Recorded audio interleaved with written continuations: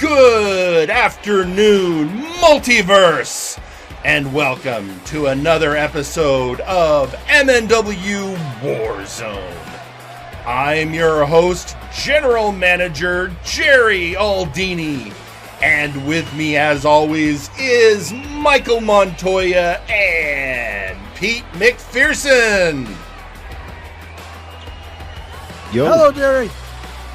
Good afternoon, gentlemen. And are you ready for another exciting episode of Warzone? Well, I mean, with how bopping our theme music is, I think who couldn't be ready? That always gets me hyped up, Jerry. I'm ready to go. That's great. Well, today we have an exciting day. First off, we have the part 2 of the first round of the King's Road Tournament. We are heading over to the right side of that bracket, folks. We are. Today you will see The Beef take on Seth Justice Jackson. And then Injustice Jhake will take on the Victimizer, Wilson. And as if that weren't enough, well, folks, hold on to your hats. We have to find contenders for our champions for Multivania coming up in the second week of July. And obviously the King's Road Tournament will determine who takes on Zach O'Doul for the Multiverse Heavyweight Championship. Constantinople has challenged Sir McCheese for the shot at the Big Oof Championship, but we still have 3 championships we have to figure out. Who's going to face the All Odds for the Unified Tag Team Championship? Who is going to face Kane for the Nexus Titan Championship? And of course, who is going to face Suplex Sam for the Warpgate Hardcore Championship? Unfortunately, usually the Hardcore Championship is determined by the belt holder himself, but Sam is on his tour meeting his fans across America and hasn't been communicating with us. Apparently he's been stuck in Ohio for the past 3 days. I don't know what that's about. Yeah, so I've made an executive decision, and tonight in your main event we are going to have a 3-way hardcore match to determine who will face Suplex Sam at Multivania. And wait till you see who are our 3 contestants. Not only that, we're going to have some other matches, but we'll get into that because right now, with all this excitement, with everything going on, gentlemen, let's not waste any more time. Let's get down to ringside for our first match, and you know what it is, Michael. You know it. You love it. I can smell it. I can taste it. It is an 8-man showcase match to start off your Warzone. Yeah, and let's head to ringside. And Michael, let's see if you can figure out today's special showcase match theme.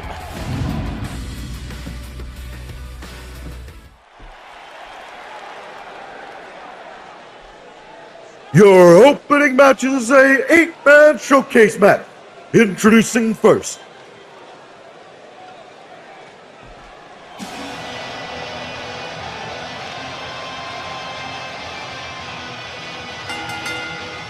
Ignacio Cervantes. And it looks like I gotta check. I gotta check with the title guys again. They misspelled his name again. They never get it right. I think that might just be some of his awkward energy emanating off on them.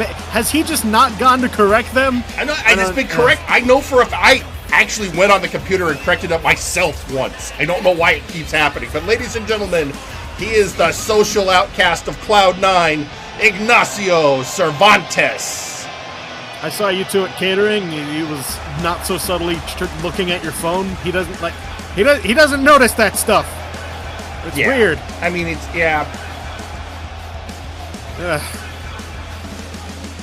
And who would be interested in your text anyway? I mean, you know what? I don't know. Introducing next,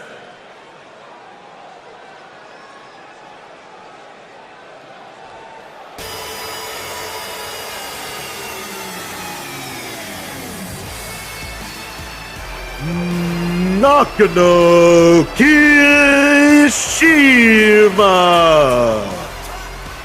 And here he is, the delinquent of blood money, Nakano Krishima. And speaking of blood money, Mr. Butler tweeting out, you assume that Cloud9 hasn't been dispersed after what happened a few weeks ago, Aldini. Yeah, I was going to say, is the theme of this showcase match just young men that Da Funk has harassed over the past weeks? Nakano and Ignacio. I mean, they do have that in common, but they have other things in common. Like what? Bad hair choices? You know what? I don't judge men's hair. I used to wrestle with I Apollo can't even Storm. take that serious. What? Hell's wrong with you, Jack? Introducing third.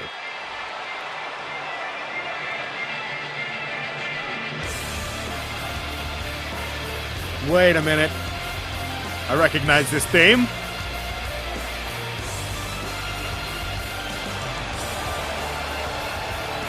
Sergeant Major Payne. I think I'm putting it together now, Jerry. I'm getting it. Have you figured it out?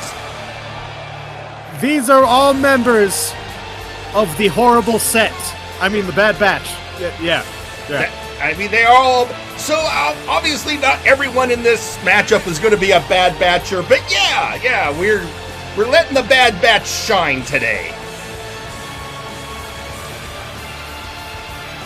So here he is, the unknown soldier, also a member of Cloud9, so he is going to be facing his partner, Ignacio Cervantes, and Nakano Krishima, but wait till you see who's coming out in the fourth position.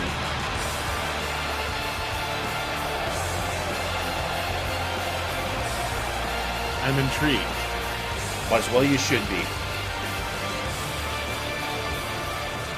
We got some Cregan clanging and banging going on in this match. Who's up next? And introducing fourth.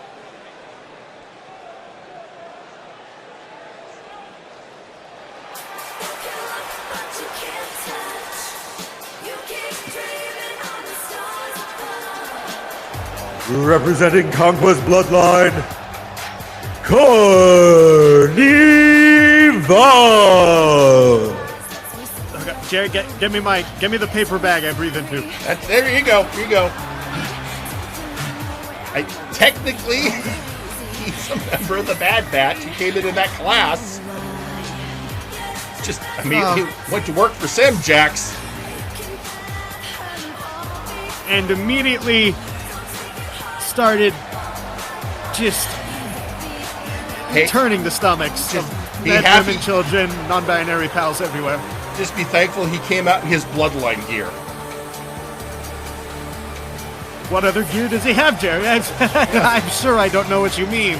That's a good survival mechanic, but now you got to worry about number 5. Deny, Jerry. And introducing fifth.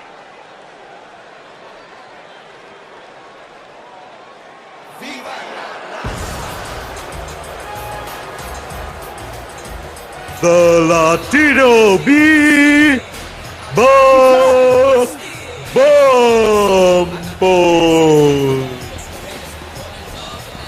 Sorry, I get excited every time Bumble comes out. I like singing the song, Jerry.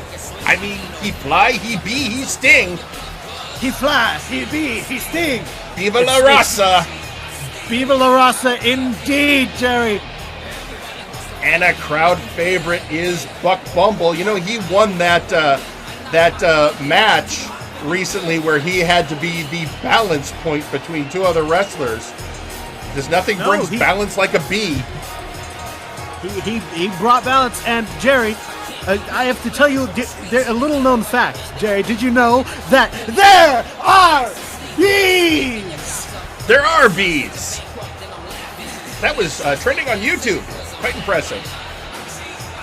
Yeah, I'm gonna make it my catchphrase. Put it on a T-shirt, and I'm not gonna give any of the money to Buck Bumble.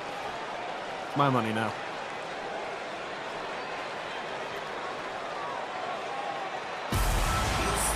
Introducing next. Representing high voltage, Leonid Sanchez.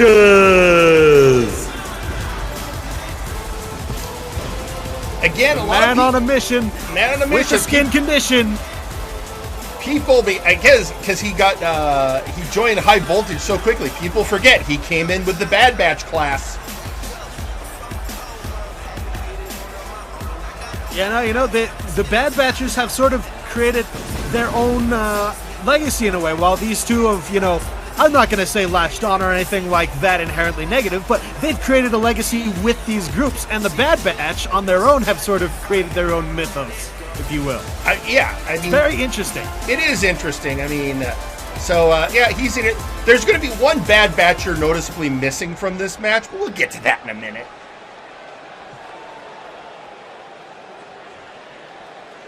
Meanwhile, number 7. Introducing next. Representing Shoe Nation, Devon. Now, of course, Devon is a veteran. He is not part of the Bad Batch, but you got to mix it up. And you got a ring full of all those younger competitors and rookies, so why not throw in a tried and tested competitor as well? Yeah, so here he is, Devon, coming to ring. But this will lead to an important question. Who do you think is number 8? There's 2 prominent Bad Batchers not yet in the ring.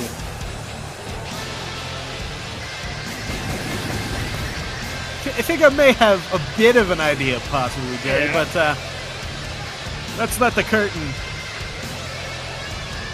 reveal that. All right.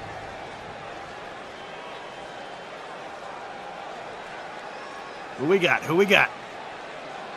And introducing in the 8th and final spot.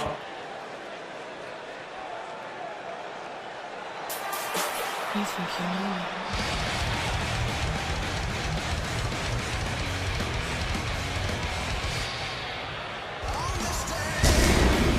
The legend reincarnate. It's Beowulf. Didn't come to life, folks. Beowulf is our shit spot in the showcase match. Ladies and gentlemen, he is the 2021 Rookie of the Year. He is the legend incarnate, the myth made flesh. He is Beowulf. Has he shed that skin of rookie yet, Jerry? Oh, absolutely. It's easy to argue he is the most prominent member of the Bad Batch, winning that award and making strides. This is a future title holder. He is Beowulf. I am surprised he's not already in some shape or form in a Spencer's or Hot Topic t-shirt. And we're off. So people might be wondering, but wait a minute, what about Mr. Butler? Well, he's going to be in action later today.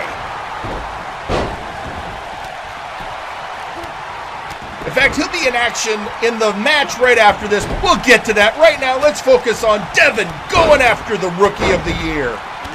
Leonid Sanchez going after the Unknown Soldier. Nakano going after Carni-Val. And the Latino B going after the Social Outcast.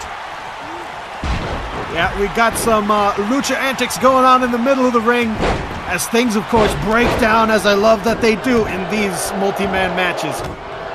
These are one of, if not my favorite types of matches, Jerry. Oh, I know, Michael, I know. You get excited for every single showcase. And over. Big slap there by Cervantes. Yeah. Oh, trying to knock Carni-Val outside. He hits back on Nakano and back in the ring. The Latino B is catching his breath outside. Nakano writhing in the ring. Sergeant Major Payne and Leonid Sanchez going at it. And, of course, outside, the veteran Devon getting manhandled by the myth-made flesh Beowulf.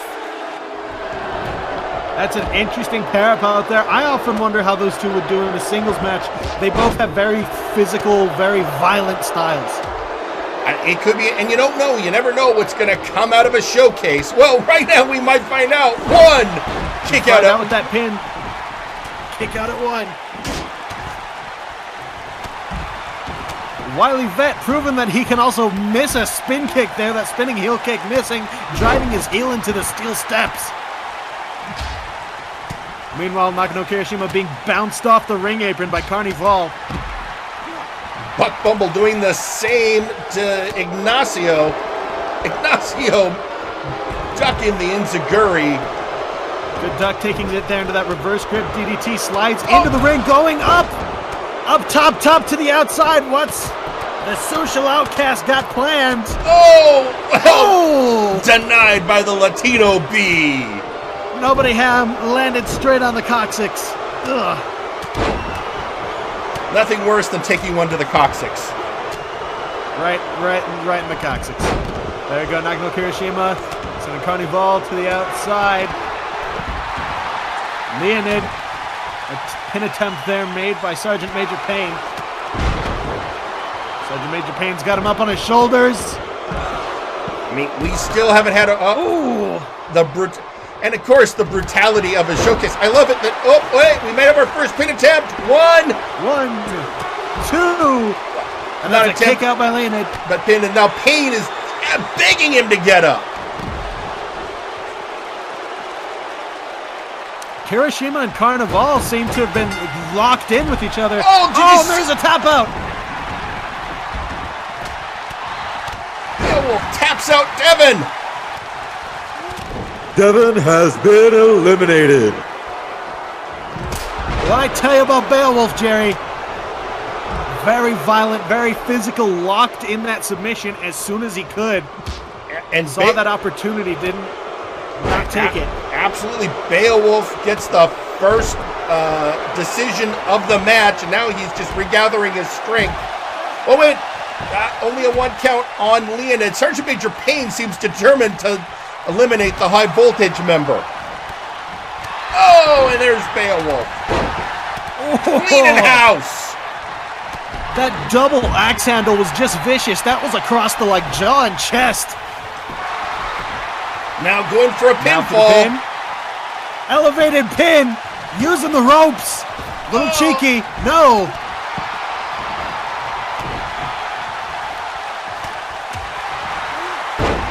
Waist lock takeover suplex. Very good. And here we go. And a reversal. Reversed. He reversed and just landed on him crossbody. That was a little awkward. They looked each other in the eyes for a moment. It was so awkward, I'm surprised Ignacio Cervantes wasn't involved. Oh, speaking of Cervantes. Just getting sat on by Latino B. Dropping the stinger. Oh, here we go. Leg up. There goes Cervantes, but there's another predicament going that whole time.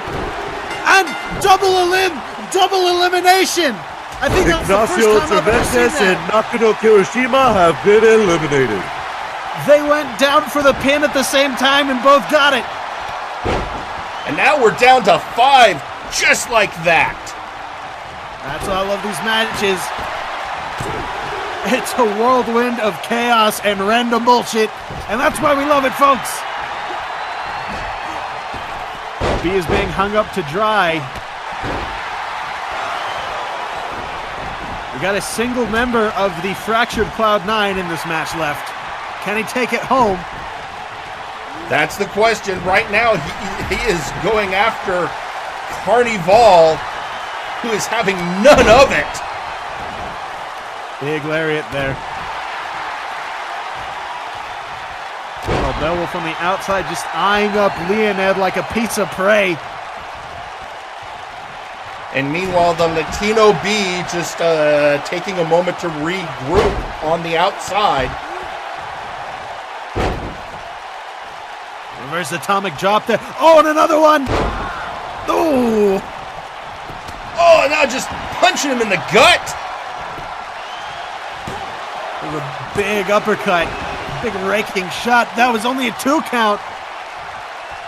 I think that got broke up because... Beowulf got the crab. Oh! Got the crab and he taps out.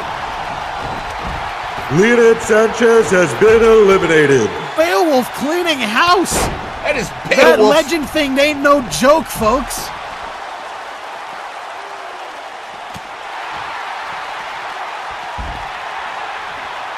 It is indeed the legend incarnate. I think that's 3 eliminations for Beowulf. Yeah, you wily vets and title holders better watch out for the future, I think. And now he's getting Plenty double teamed by Buck Bumble and Sergeant Major Payne. Red batches sticking together. Well, sticking together and going against each other. I mean, technically, Buck is not a bad batcher. He debuted on Flashbang. Oh, for the Bad Batch, sticking together is also fighting each other. It's all a part of it, Jerry. There you go. They were forged in this ring. Kick out by Beowulf, and now Buck finally focusing on somebody else because Carney is back. Oh, Blitzkrieg! Oh, there we go. I mean, a good job by Beowulf, but Payne hit the Blitzkrieg. Ah, kick out at 2!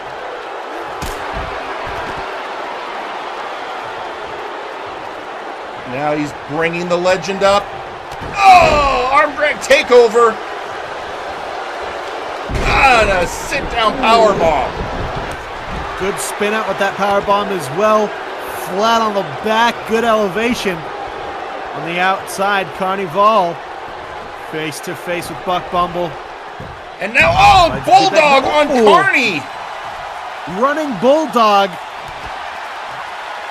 Taking advantage is Buck Bumble. Meanwhile, catching his breath, Sergeant Major Payne, but not for long as Beowulf decided to bring him back into the action. strung out to giant DDT, assisted from the ropes. Going for a pin.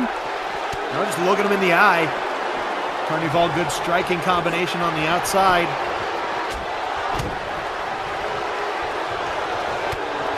Oh, Payne was going for something reversed by Beowulf. They're just trading blows.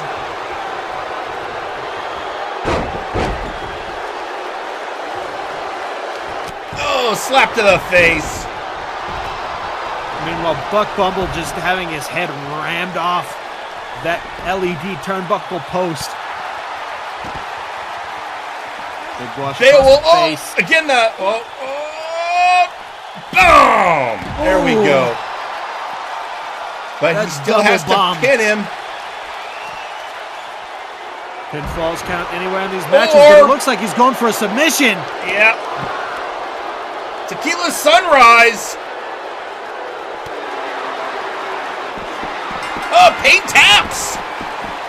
Sergeant Major Payne has been eliminated. Tapping out Sergeant Major Payne. It's down to 3. And I think that's 4 eliminations for the myth made in flesh. Oh my Straight God. into he was going for that Tequila Sunrise, but Buck Bumble wanted Beowulf. Oh! Buck Bumble stunning Beowulf. Beautiful. Kick and revert to the leg. Oh, and he's going for it. Turning over into the grab. He's got him in the fence. It's like the wall, but it's only one board. Yeah, just one board. Buck, resilient as ever, manages to survive. Just rips his leg down and out of that submission maneuver. Carni-Val, though, taking its time. God. No, not the sweet Muppety, the velvety Muppet kiss. Oh! The velvety kiss of the Muppet. Flipping. And that neck breaker like devastating maneuver. And Buck Bubble's out of here. Oh, the big Bubble backhand. has been eliminated. Well, it comes down to this. Carni-Val versus Beowulf and Beowulf. Oh! Showing why he's a legend. Maybe shouldn't have let him rest for that whole time. Those two focusing on each other for so long. Give Beowulf a chance to recover and regain his bearings. Beowulf just bringing the power and brutality he is known for. But let's face it, Carni-Val is a member of the Conquest bloodline. No one plays rougher than they do. Good shoulder check by Carni-Val, actually winding the legend come to life to the outside. Michael, you realize last week Gorm won the showcase match. I didn't really put that together. You're right. Yeah, if Carni wins, Conquest that's bloodline. Yeah, if Carni wins, that's 2 weeks for the bloodline. Conquest bloodline out in full force, it seems. Perhaps a new, more aggressive outlook they're taking.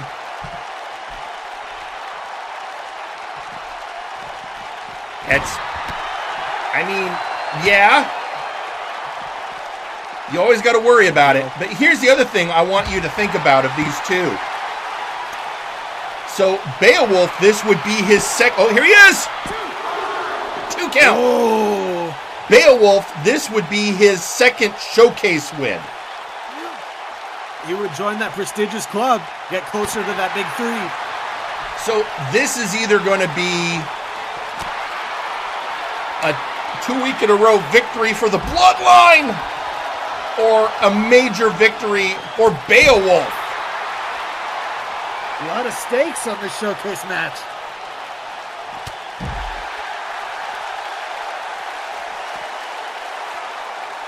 See if Bloodline can maybe get a streak going, huh? Oh, reversed by Beowulf. Reversed by Carni. Just trading maneuvers left and right. Big striking combination, no frills, just clocking him in the jaw.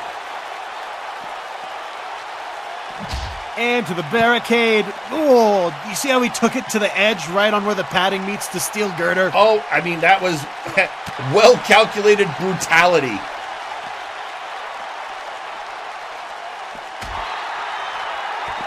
Oh. Big right, left, rolled out of the way. Oh. The legend is staggered, Jerry. Oh. No, not again. 2. Oh. He's going for a 3rd. What did I tell you about the coccyx, Jerry? It's the coccyx. Beowulf manages to get out. Now he's... Oh! What's he doing? This doesn't look good for Carni-Val. Oh! And he eats the outside match. Going for a pin. 1, 2, 3. Is that enough? It was. And your winner, Beowulf. He's in the 2 club, folks. The legend come to life. Beowulf is in the 2 club for the showcase match victors. This is a huge victory for Beowulf. Again, he now is breathing rarefied air. I wouldn't say rarefied. Seth Jackson breathes that air. You know what? You can say that. But still, he has made it to the 2-win club. So, I mean, you can downplay it all you want, but he did it. Actually, let's really quickly let me pull up the statistics for you, just to give you a quick recap of the current members of the roster and where they stand on showcases. Oh, and who are these statistics brought to us by?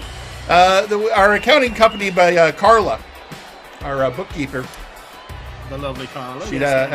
But also gets a little, there was some assistance. There's a person known as Sage who helps her.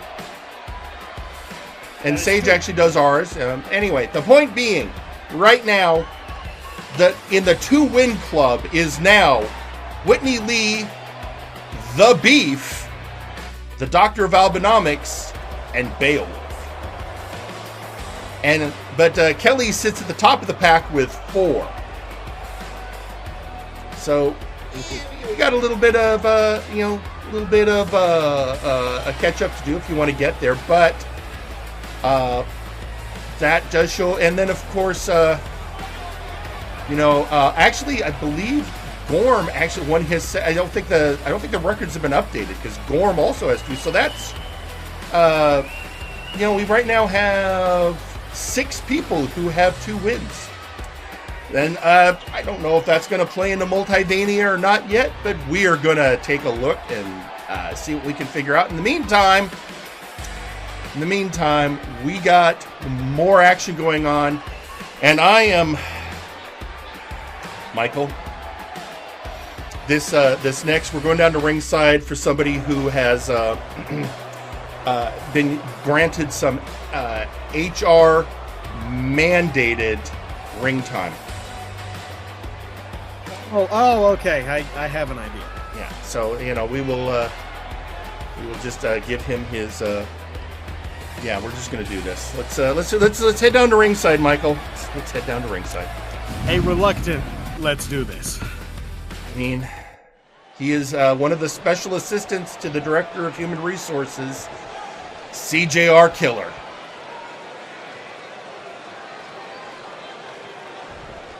Yeah. We ran him over with the car. We did some horrible, violent shit.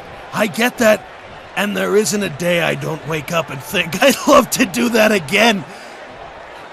Yeah, we don't care. But what we do care about is you coming over here and screwing us over week after week. What? You think you're better than us? What are you claiming to that we aren't, huh? You're gonna hide behind an old man? I thought you were predators of the highest order, but you're all just cowards. Hiding behind... What's some ban? That we can't come over there? Are you that much of a coward? It is bullshit that we can't go over there and give you what you have coming to you, Apex. We should be able to come over to Flashbang. We should be able to go over there and kick your asses and give you a taste. Not even just whole hog yet. I want to give you just a glimpse into the anger you have caused. Hell, just even me. I'm pissed. You can't take a little vehicular manslaughter, huh?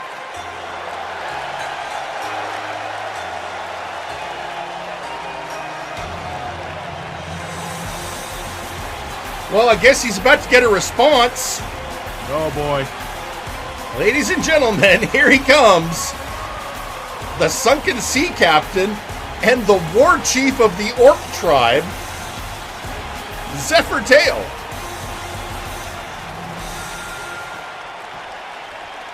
You know what it takes for a shark man to become a leader of a tribe of orcs? Not much. They're orcs. If you can fight, you got them. Well, look at this here. Hey, you lubber. You got a problem, laddie? You got a problem? Let's see. What is... Oh, right. You're mad that we're coming and collecting on receipts due to you attacking our leader and helping attack me mate. Right, Howless. Yeah, so you're complaining that you think you're not being proper predators? Is that it? Is that your complaint? My complaint is that you're taking advantage of our circumstances, that you're coming over here and screwing our shots just because you think you have a little petty gripe. You are nothing but a bunch of scared little kids. You're not predators, you're not alphas, you're not the apex of shit! Do I make myself clear, coward? CJR lad, do you even know what a predator is? We're hunters. Hunters look for advantages. Nature gives us advantages. That's why we're apex. You don't see us coming. That's the best kind of predator. The one you don't see coming. I don't know why you're complaining. It's your modus operandi too, laddie.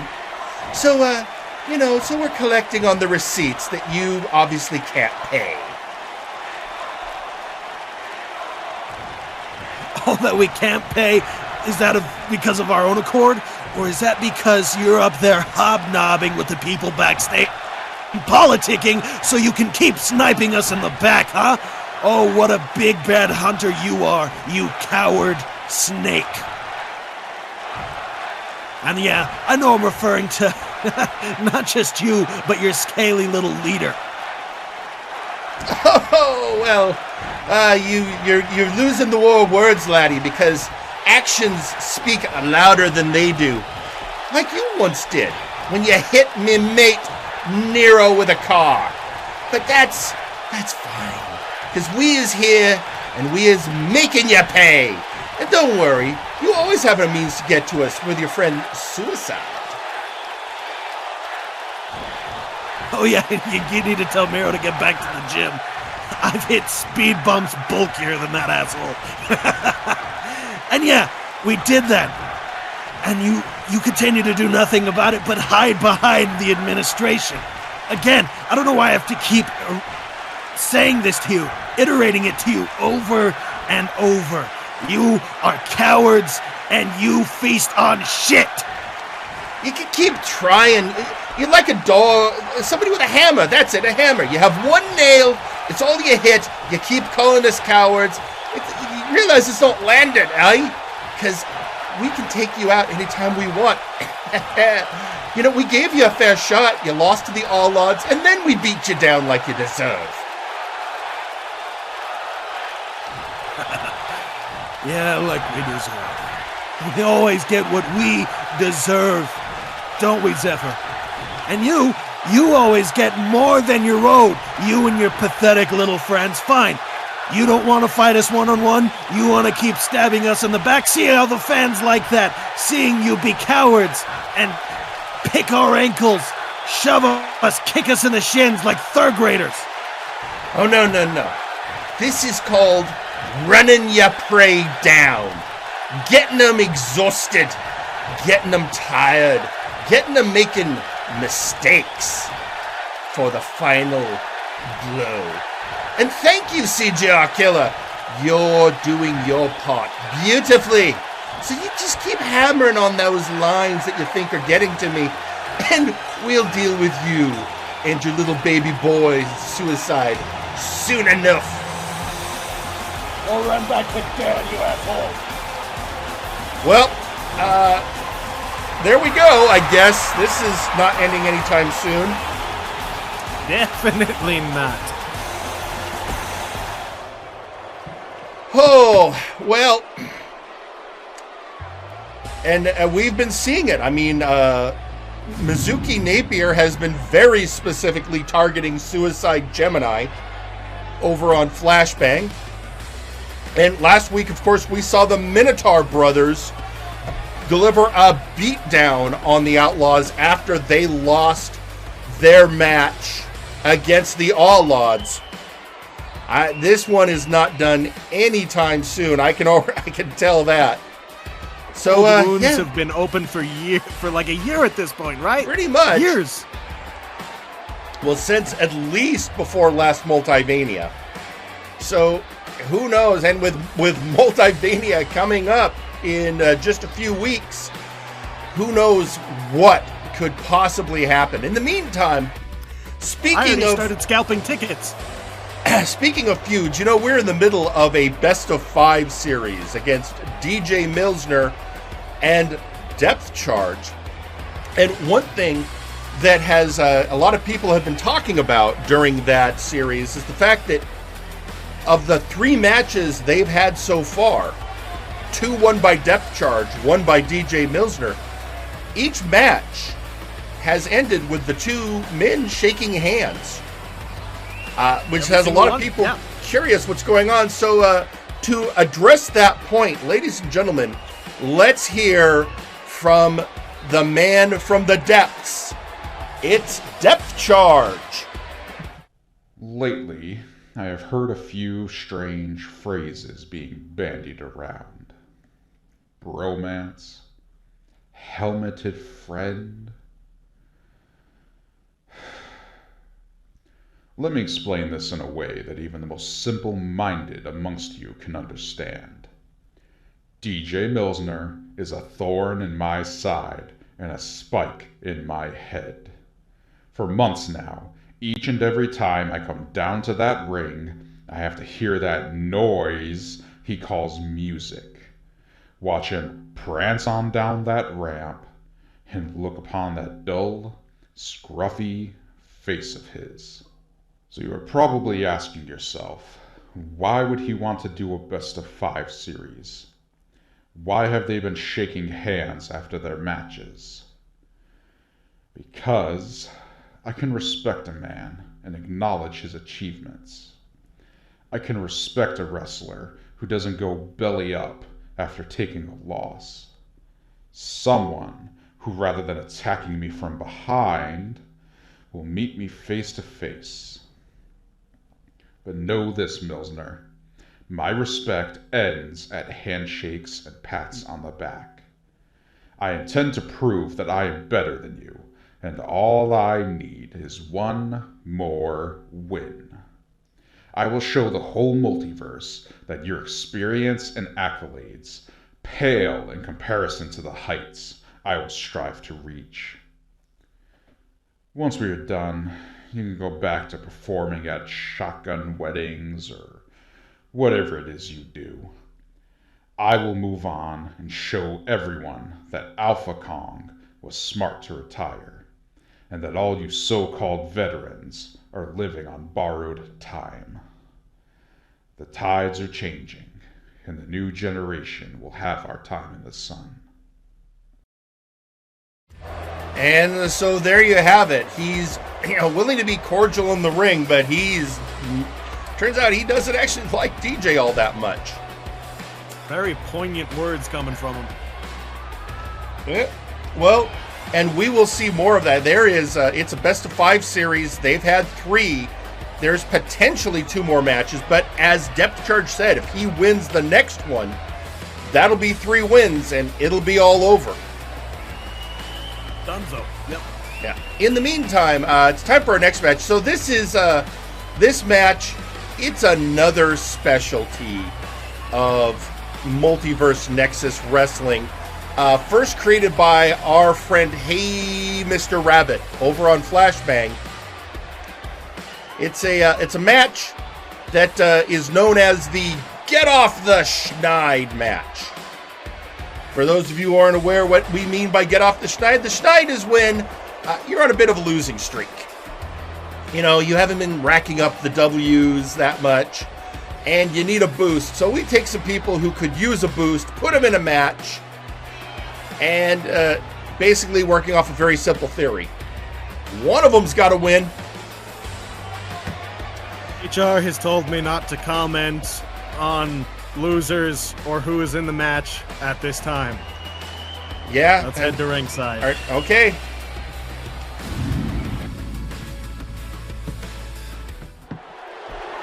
But I'm going to do it anyway. Who's up first? The following is a triple threat Get Off the Schneid match. Introducing first, Rapture, Newroad. There's Rapture Newroad. Everybody's second favorite tiefling. God, it feels good to say that. You're looking forward to the Beefs match later today, aren't you? I'm looking forward to a beatdown of the highest order, Jerry. But meanwhile, we've got this. The mentor of Dungeons and Destiny, the entrepreneur owner of Enraptured Beauty, Rapture Newroad.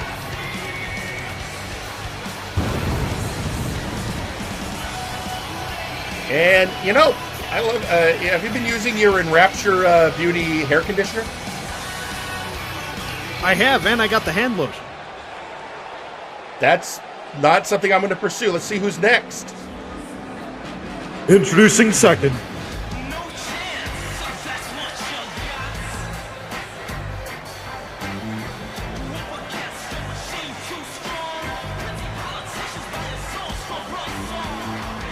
One chance. I'd rather talk about my hand lotion than this, Jerry. And I'd rather never discuss your hand lotion again. So here we have One Chance, a great competitor, but he's not been chalking up the wins as much of late. So he could use a career boost. Now, here's the thing about chalking up the wins, Jerry. Get off the schneid. A lot of people go, oh, well, you're a loser if you get off the schneid. Do you want to know who was in a get off the schneid match over on Flashbang? Victor Vicious. And winning that get off the schneid kicked off a winning streak that led directly to his winning the Flashbang Heavyweight Championship that he still holds. Yeah, these get off the schneid matches are about people with hope. Not One Chance. And our second favorite tiefling.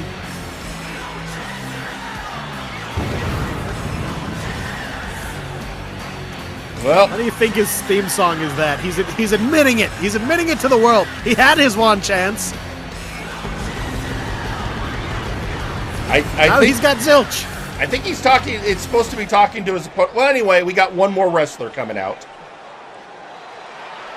And introducing the final opponent. Representing Blood Money, Mr. Butler. Has Mr. Butler been losing? Well, all that I much? mean, he's mostly been in tag matches, and it's, it hasn't been going as well as he had hoped. He could use the boost. I feel like he's just been working. He's been He working, but accomplishes what he needs to. he could, he needs a, he was a little, down on, feeling he could be doing better. So here he is, looking to add a strong win to his column. So that's plus he, when I informed him he was going to be in this match, you know what he said? What'd he say? I get to yeet a tiefling? Oh. Well, at least he's excited for that. And Yeah. no, Butler, those wings don't actually work, I don't think. I think they're like the imp wings. They're more like for gliding. They're good for jumping off of ropes.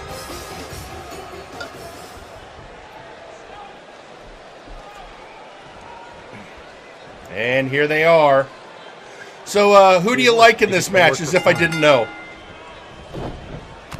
Well, I think there's one man whose boss is a prestigious man who I quite am fond of, and I think it's Mr. Butler. I don't know. I mean, Butler is a strong competitor. He's shown that many times, but I for one would not discount either man. Personally, I have a good feeling for One Chance in this matchup. Something that I don't think Juan has ever heard of from his parents or anyone else besides you, Jerry. Good job. What a kind soul you are. Hey, look. Oh, and Big back as we elbow. said, here's one. And again, this is a triple threat matchup. So, all it takes is one pinfall on one opponent, meaning that one of these guys won't even be involved in the decision. Meaning that One Chance has the chance of eking out a quick victory here by taking a cheap shot, like I know he will eventually. When has One Chance ever taken a cheap shot? That one time. That one, I will need to see video. I'll show you as soon as I find it. Anyway, switch over there in the corner. Mr. Butler in control. Oh! Now using those horns as handles. Sending the tiefling into the buckle. And now Back working kick from over One Chance. One Chance, but One counters. Quick strikes from One Chance. Butler going immediately for a pin. Kick out at one. Beautiful running slam. Oh, sweep of the leg. Good ankle pick. Now taking the boots to Juan. Is that what we're seeing here? Oh, good reversal. Neck breaker.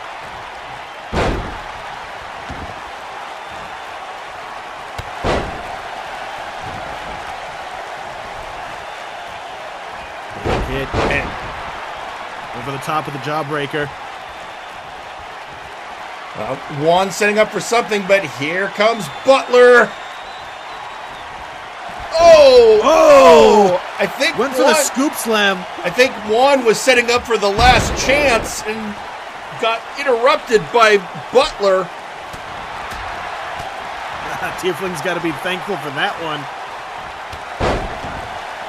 Big right.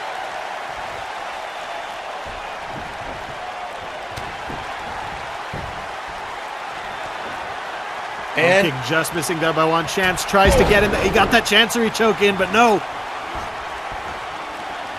Big old Terry Funk style punch and another one to Rapture.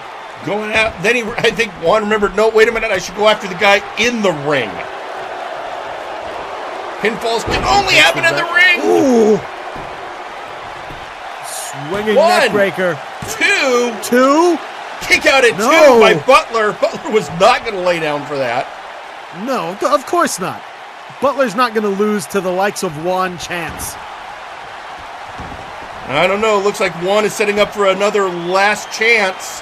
But here comes Rapture Newroad. Oh no, Rapture Newroad takes a step back. Oh no, and that was the Espada. The Espada. And an atomic drop. Oh, atomic drop. Looks like Rapture was setting up for something there, so Juan had to shift his attention. Rapture going for that corner. No. Turning him around. Oh, just making him eat the boot. Taking him up to that first rope. Juan, you see, Juan quickly stood up on that rope. You know, I'll give him that. He's got the ring awareness. And now a Hurricane Rana takedown on the Butler. I should not the but Mr. I mean Butler's his last name. I got to remember that. He's not a Butler. He's Mr. Butler. He's named Butler. Yeah, he's actually a bodyguard. Right. It's okay if you call him Butler, just not the Butler. Right. And I apologize. It's like I call you Aldini or Old Man. Oh my God! One chance. People are weapons. People are weapons. He just threw him at one. But maybe he should have gone for the pinfall on. Oh, probably should have gone for Butler. Butler got the worst of that exchange, and he was down for just as long. Butler coming up. Oh! Running tackle. Going up top. Look how quickly Rapture gets to that top rope. Oh my God! In there, he hit a high fly guy. Now he's got it. Butler's out of the ring. One, two. Oh, kick out at 2. Oh. Dare I say this is a pay-per-view quality match already? Dear God! And that's saying something for you to say that about a match involving Juan. Oh, I mean, it's all right. And now Juan Chance out, stunned on the ropes, and the Mr. Butler getting ready to work over the Tiefling. Oh, he's going up. This doesn't look good for Rapture. Oh, here we go. Got that. Is that the Muscle Buster? Yep! Muscle Buster! One Chance got to break this up if he wants. See, I hate his name. I hate his name so much, Jerry. I can't commentate when I talk about if he has another shot or a chance. It just doesn't work. I hate him.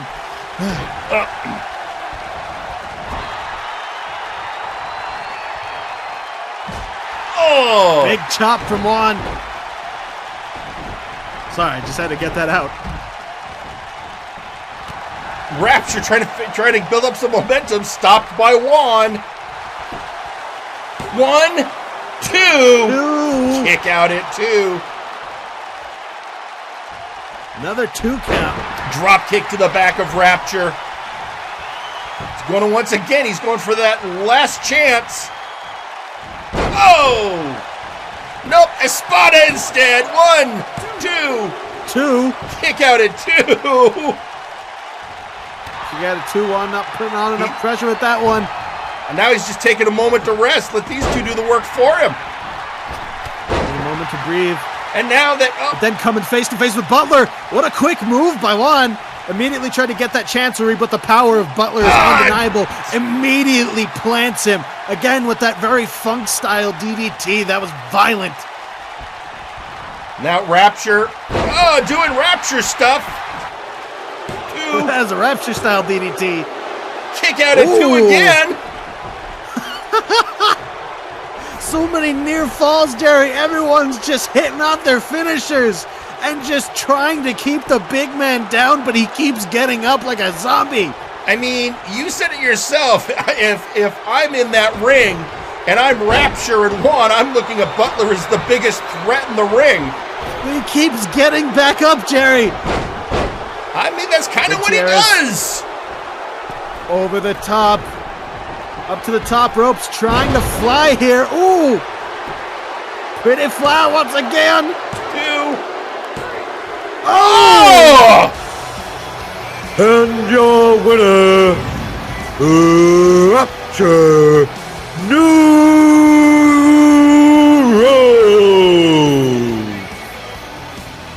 So, you know what? That is showing the veteran savvy of Rapture Newroad, one of our longtime members of the roster, using his experience for the advantage. So it took 2 men going 1,000,000 miles an hour just to keep Butler down long enough for a pin. I mean, I'm not going to deny that. The only reason Butler didn't win that match was very clearly Juan and Rapture both identified him as the biggest threat in the ring.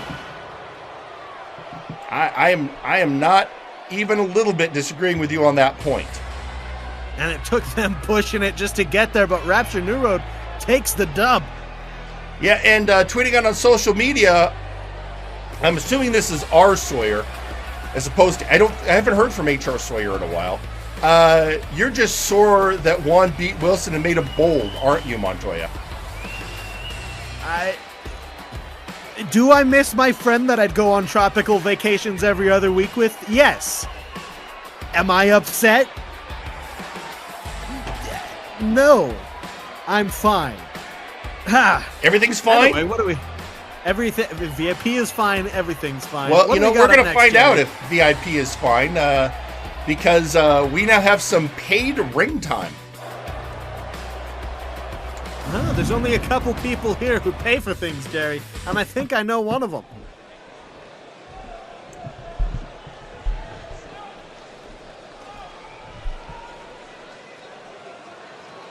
Silence, lowborns. Your better is speaking. I have been sleepless for so many nights for the fortunes of VIP, which we are fine, by the way. The beef will make short work of Seth Jackson and move forward in the King of the Road tournament and bring the gold for our glory. But I find myself at a crossroads. I have not been able to move forward for quite some time, and I know why. Because I made a rare miscalculation and brought the parasite that is Maximilien the ThunderThighs into VIP. And what a mistake that was. His vile stench disrupted us to the point that Wilson was blinded and broke away in a most foolish manner. But regardless of that, VIP will rise up. But first, we have to deal with the rat in the corner who is chewing away at our foundation. We have to deal, and by we I mean I, have to deal with Maximilien. You've got to be kidding me. Here he comes. Oh boy.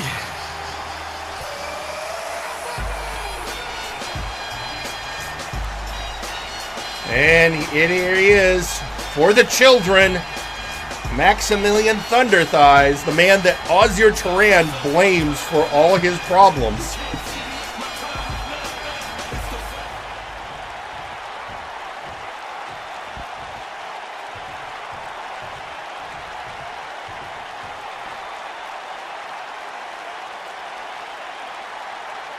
You know what, Ausir?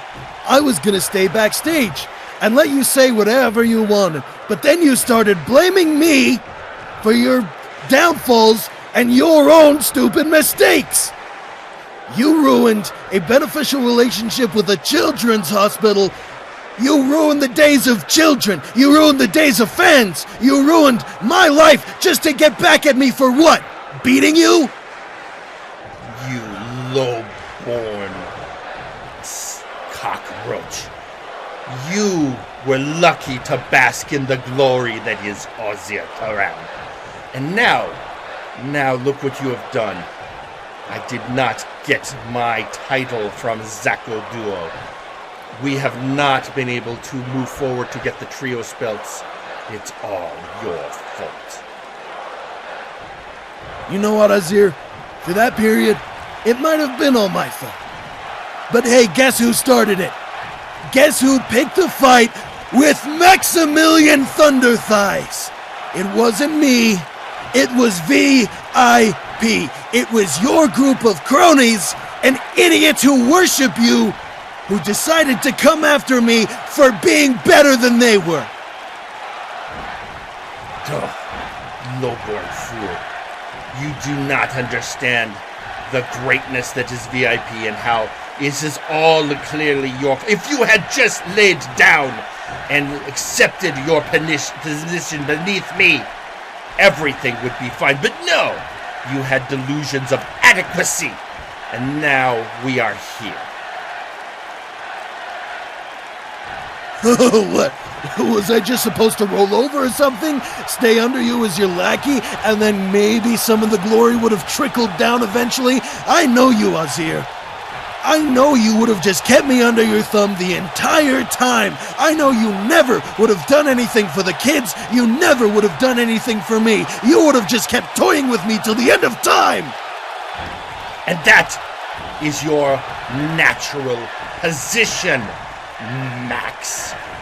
You should have accepted it, and everything would be fine. But now I have but one choice: to entomb you, to bury you deep in the pits where you belong. Okay, so you think you're gonna bury me? Oh, that's hilarious. You can't even dig a hole as deep as how tall I am. You... Seriously? You think you can just bowl me over now after everything you've done? You think I'm not gonna put 100% of myself, 110, 120 of what I got just to take you out? You're the only one on my list now. Well then, I guess it is going to be mutually assured destruction. Only one of us will fall, and it will be you. And the sands of time will forget there ever was a Maximilien ThunderThighs.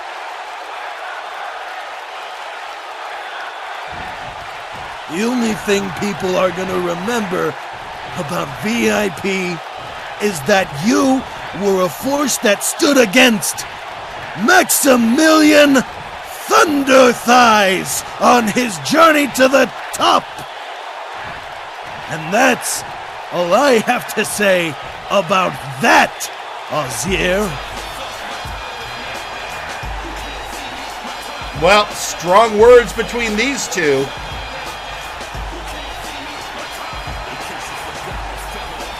I think it's a pretty... I guess we're gonna... Well, let's be honest. We know where this is gonna end up. It's gonna end in the ring, like it should. Oh boy. So just absolute cracking insanity. And ladies and gentlemen, we actually had words from Maximilien ThunderThighs prior to that. Probably should have played this before we let those, go in the ring, but I didn't know Max was coming out. So let's hear from Max, what Max had to say earlier. There is a saying, if you want something bad enough, you have to let it go. And not a week later, I was attacked by Ausir Turan. And he comes out here on stage, lying through his teeth, blaming me for everything that went wrong with VIP this year. Wilson left not because I joined VIP, but because you failed him as a leader. The Doctor of Albonomics became a joke that was almost shamed of what he formerly was because you chose poorly. You were so close to becoming the world champion, and yet you grabbed that belt and dropped it at the finish line. You tried to break me. You tried to make sure that I never stand up and go for it again. And I'll admit, it nearly worked. I haven't won a match in 7 months. I had a 5-month bench warmer seat where I didn't even touch the ring. And yet, even as I stand here at the bottom of the Warzone roster, I still think I'm better than you. And I still think I'm going to become the greatest champion this roster has ever seen. So V.I. Farrell, let's find out if they put the wrong person in for that #1 contendership spot all the way back at the Super Show in November. And for every second, every minute, every hour, every day, every month, every moment I was under your thumb, I'm gonna take it all back and I'm gonna get past you. So everybody in the audience, I know I've asked this a lot, but I can't do this without you. Let's say it together. Clench your teeth and close your eyes. Here comes the future world champion, Maximilien ThunderThighs! So there you have it, folks. And while that's been going on, let me tell you, social media blowing up on that confrontation. And specifically, we have Nakano Krishima tweeting out, if VIP breaks up, Blood's Money has a nice PR position open, Mike. So, you know, you've said nice things about Blood Money. I guess they appreciate that. Text me. And the janitor tweeting out, as someone who has had a faction crumble from beneath them, Ausir is ignoring a lot of red flags. I mean, that's the hard-earned wisdom of the janitor. You would be wise to listen to what he has to say on matters like this. He knows what he's talking about. VIP is stronger than some red flag tropes. They're fine. It's fine, Derek. I'm sure they are. Speaking of red flags, we now know that from recent events that the Fae King, Erlking Wes, has picked up a new hobby. Unfortunately, that hobby is harassing McMorgan, which has led to, well, many things, including our next match. Oh, yeah. So if you're ready, let's go to ringside right now.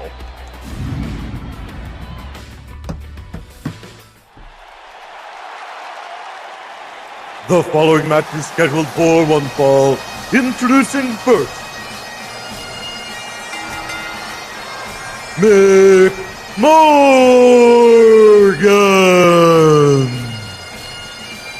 And here he is, McMorgan, the clan chieftain, looking to get some adamant psychopath who he's still wearing that eye patch, Jerry, because he actually took out his own eye.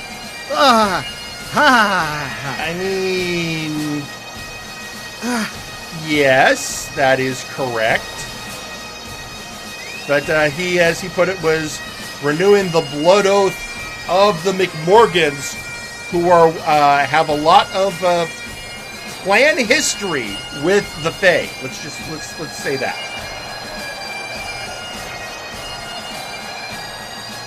It's often rare that you see, 100 years long, hundreds of years long conflict boil over in a wrestling ring.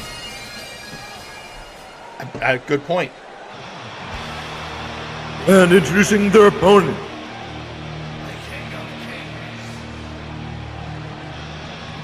accompanied to the ring by Louis McDonald, Erlking Wes.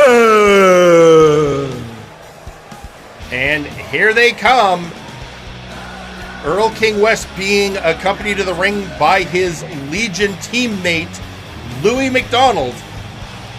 And last week we saw McMorgan and Wes meet in the ring, and Wes pointed out exactly why he's doing this.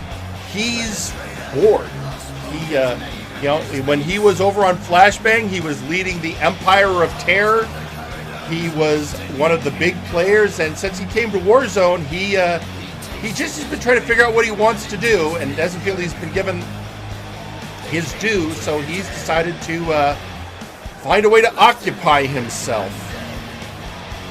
And of course, being joined by Louis McDonald, who has also his own very brutal history with McMorgan.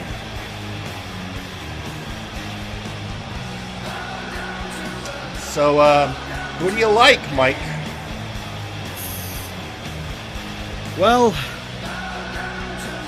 in this case, I think I might have to go with Louis McDonald, or Erlking Wes. Sorry, I was thinking about the, I'd have to go with Erlking. Well, here we go. You never count out the Scotsman, but still, but Erlking said, he's just going to play with them from now on. So whatever happens, I think, probably is part of Erlking Wes's plan. Well, and here we go. Speaking of playing with the man. Just sending him off the ropes, just driving the boot in, taking it slow and steady. And slamming him down. Well, I feel like that's a lazy pin. Bit of a lazy pin, but immediately in from that move, it was a quick maneuver. Big arm drag there from Morgan. Now just kicking the Erlking and stomping him. For all of his more spastic, violent tendency, he sure does know his wrestling. You gotta give McMorgan that. Oh, he's a skilled wrestler. He's a former Warpgate Hardcore champion. Here comes Erlking Wes. A running fall-away slam. Elbow to the face. McMorgan says no. Oh! Taken down with authority. Whip to the corner, and Erlking doesn't stand. He just falls to the mat. Now, McMorgan doing the traditional Scottish choking the life out of you. Just absolutely shoving him into the ground. Working over that right arm there. Quick pick of the ankles there by Erlking. Oh, and Erlking just is thrown out of the ring by McMorgan. Wes went flying there. McMorgan grabs a hold. And elbows by the Erlking. And I heard that there will be no morbing in this show. No morbing. No. Not allowed.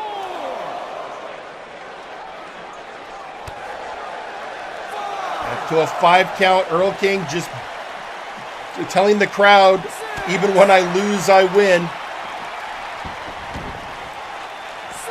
Just that smug look. McMorgan better be careful on the outside, especially as he gets closer over there to Louis McDonald. More likely to take a cheap shot. Oh, hey. Absolutely. And what else are you going to bring someone to ringside for, Jerry?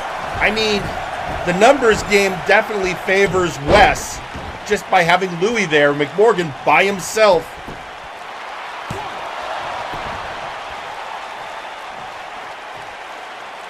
It leads to a big question. Who could McMorgan turn to back? Although, to be fair, McMorgan has friends. I would dare say he actually has a friendly relationship with most of the hardcore division, except maybe Sam.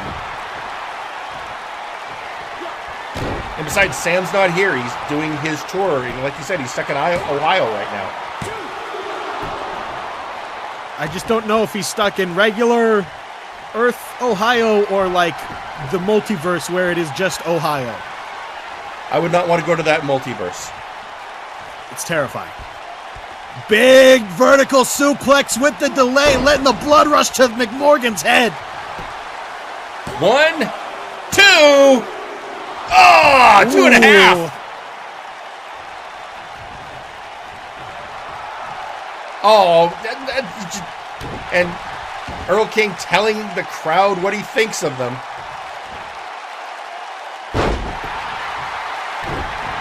Just the strength of Erlking.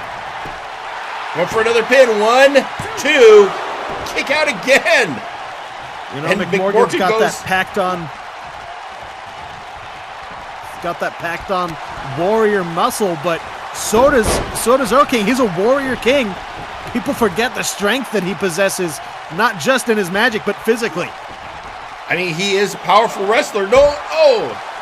But let's face it, McMorgan can win matches off of sheer stubbornness. That brutal half-hour match between McMorgan and Louis McDonald. The beating McMorgan could have laid down at any time, but refused. Yeah, as you, I, and the fans often say, local Scotsmen, too angry to die. Oh, that brutal striking combination. Each of those hits caught Erlking on the jaw. Here we go. Oh, for the crown. 1, 2. 2 count for McMorgan. He's like, oh, come on. Don't get your kilt up in a bunch, McMorgan. You're fighting Erlking Wes. Oh. Not an easy opponent. Dropping the fist down. McMorgan knows you don't take it easy on a Fey King. Oh, is he going to do it again? And, he's going for another for the crown, and Erlking had it scouted. Big elbow. Right on the crown of the head, now going into the turnbuckles. Oh, just ping-ponging him off. Oh, suplex. Big German there. Going for the suplex. Pin. 1. 1, 2. McMorgan, can he kick out? Yes.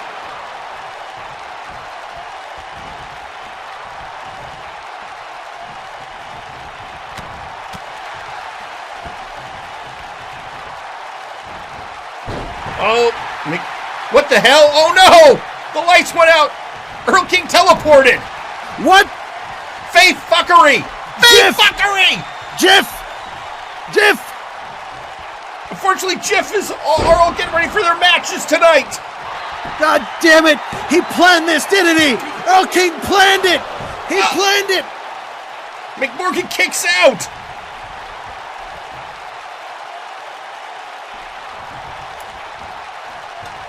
Oh no! Oh God! Okay. Erlking did succeed in one thing. He's made McMorgan angrier. Definitely angry. He's running at him like a rabid animal. Big scoop slam though. The finesse of Erlking Wes cannot be outdone by rage, it seems. Oh, the impaler. Hearn's impaler on McMorgan. 1. Charging him. 2. 2. Oh! Hearn's impaler. And your winner, Erlking Wes. Oh, McMorgan. Cast of darkness. Cast darkness stuck behind McMorgan is so pissed he hit the ref. McMorgan is just seeing red. All that seeing red focused in one eye. That's a lot of red for one eye, Jerry.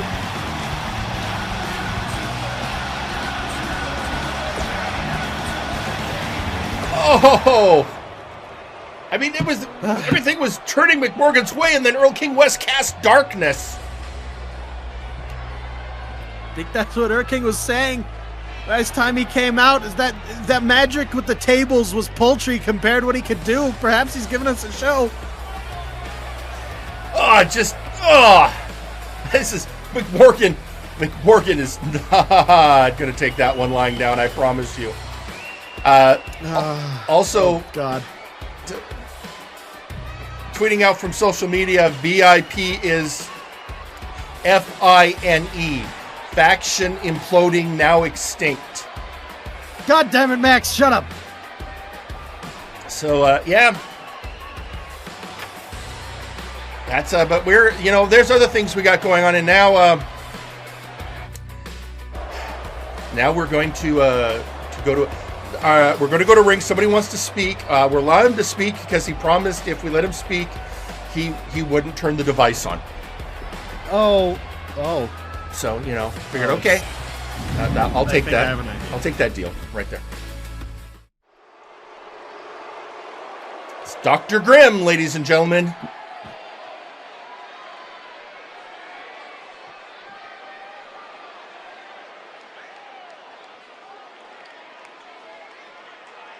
And with that, Aldini, you've secured that the device will not be turned on today. That is a wise choice that you have made. I have come out to espouse the Murder Cave's plan for the next coming weeks. Of course, first, we will face the absolute units, and we will win. Then, we shall move on to our first trios warm-up match, and then we will move on and face Triple A, and we will win. We will bring the belts home to Warzone because the Murder Cave is an inevitability. The Murder Cave will beat anyone here. The Murder Cave will hold every belt possible. The Murder Cave will be in the hearts and minds of everyone, no matter what the circumstance, no matter what the multiverse may Oh, what the hell?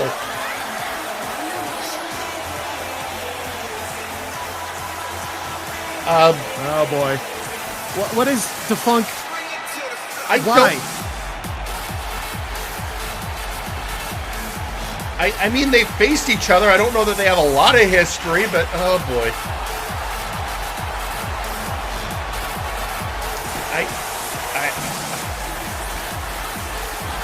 Well, this is...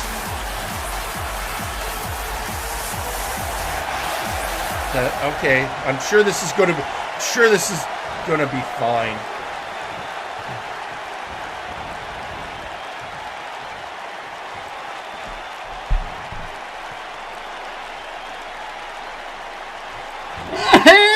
If it ain't my old friend, Dr. Vic Grimm, how's it going, baby? Ooh, you are looking funky and sassy. And I'm sure you're wondering, why is the Grandmaster out here talking during my time? Well, I'll tell you, baby, I have to make amends to the Great Bull, and you are gonna help me do that. Can you feel it? Oh dear, everything that was once considered holy, you've actually lost the knot. You've lost the plot, haven't you? You have that little helmet on you so tight that none of your... Well, to simply put, your brain is mush, isn't it? I mean, I could take a look, but I could tell you it already looks like a bunch of Play-Doh in there. That's good to hear, Vicky baby. But let me tell you what is going down. You see, I haven't been doing so well. The boys are feeling sketchy in Cloud9, and I have not been following the funk the way the Great Bull dictates. So I asked myself, who would the Great Bull want to take down to make amends? And you chose the Murder Cave. You truly have lost it. I thought you lost it when you started worshipping a has-been, but now you've really lost it thinking you and your friends have any chance.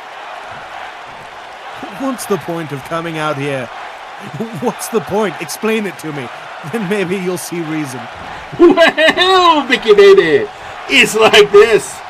I have to take down a great prize to prove I am worthy of being the Grandmaster at Cloud9. And what greater prize is there than you? I am going to cleanse the multiverse of your disease.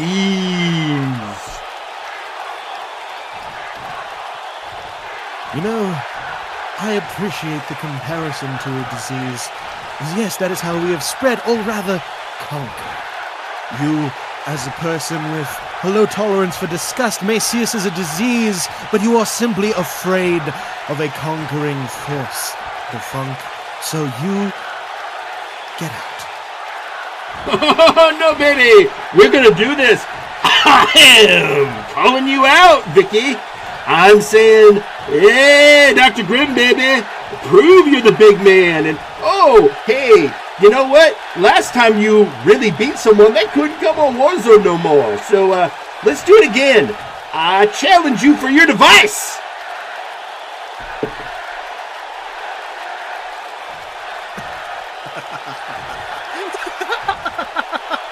Challenge me for the device. Now, you're insane and also suicidal, it seems. Is that something you really want? Look into your heart, look into your mind's eye. Sit down on a leather couch with a hack for a while and tell me if that's what you really want. Tell me if that is even something you can handle, because I don't think it is. I think you should go backstage, gather up your friends, and go have a fun night on the town before I decide something needs to be done and before I decide that your life is forfeit.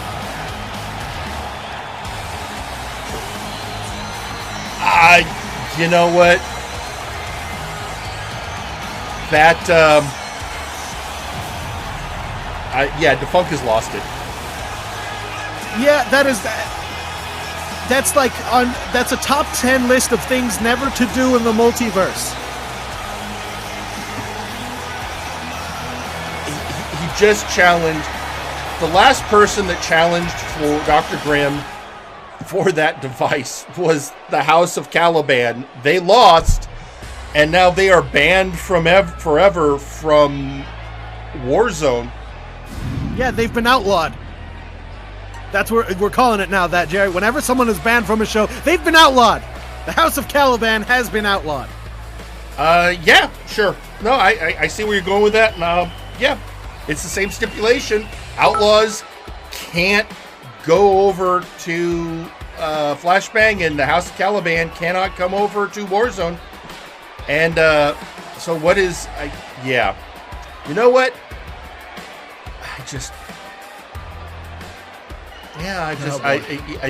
He's lost it. He needs help. Social media blowing up after that as well. Oh, like crazy, including the janitor going, someone seems to have ransacked my office. Nothing seems to have been taken, but they were clearly looking for something. Luckily, I keep all of applications to the NUW, the new, in a secure off-site location. We will not be intimidated. You know, I can't stand union busting. I can't stand it. And then why would we ever need a union bust, Jerry? It's and Kelly is asking the pertinent question on social media. She's asking, is Da Funk broken? Is Da Funk broken? Yeah, he probably from now on should just be called Da Broken.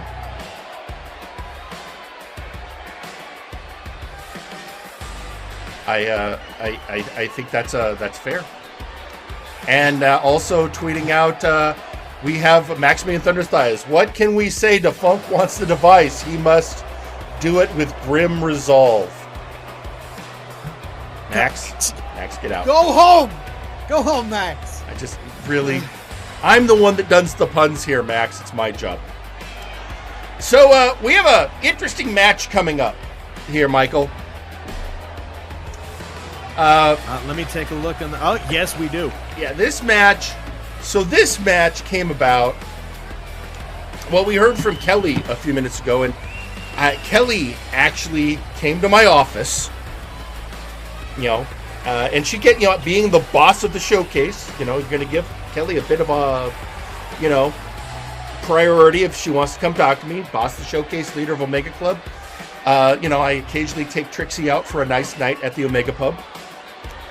And she had a very simple request. She wanted a, as she called it, a training match between Whitney Lee and Gunnar Birch. Now, if you haven't been paying attention, folks, or you're new to Warzone, the two boys under Kelly in Omega Club they haven't quite been on the same page. Yeah, but I have a feel, Jerry, have you ever seen the movie Step Brothers? Yeah. You know what I'm getting at? I think I do. Yeah. They're gonna. This is a hug it out match. Yeah. Or a bro it out. A bro it out. There you go. It's a bro it out match. So yeah, that's I guess what's gonna happen. So and come on, Phyllis, give this to the announcer.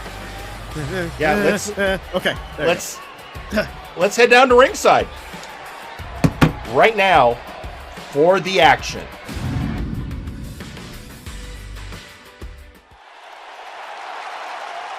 The following match is a singles match scheduled for one fall and is a throw it out match. Introducing first, Whitney Lee. He said it, Jerry. Well, there you go. I'm very happy. It's a thing now. Put it up there. Put it up at the other ones. Bro it out match. Whitney Lee coming out. Yeah, Whitney Lee, one half of the Omega Club tag team. Formerly, they were known as The Sound, and now his partner. And introducing their opponent.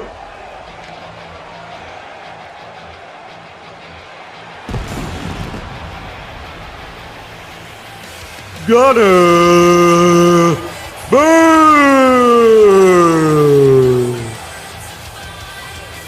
The second of the aforementioned bros who are about to bro it out and hug it out in this match.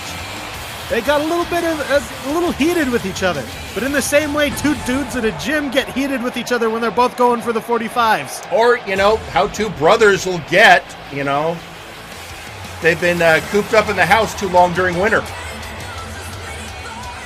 And, you gotta understand, they were both being mentored by Alpha Kong. And I think Alpha's retirement, I'm sure it had an effect on them.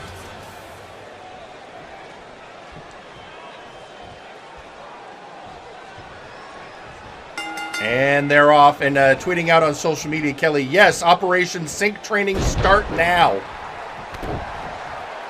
So, this is all part of Kelly's plan, and you know what, Gunnar Birch taking the initiative, going for a real aggressive move right off the bat, stomping on his head and slamming it into the mat.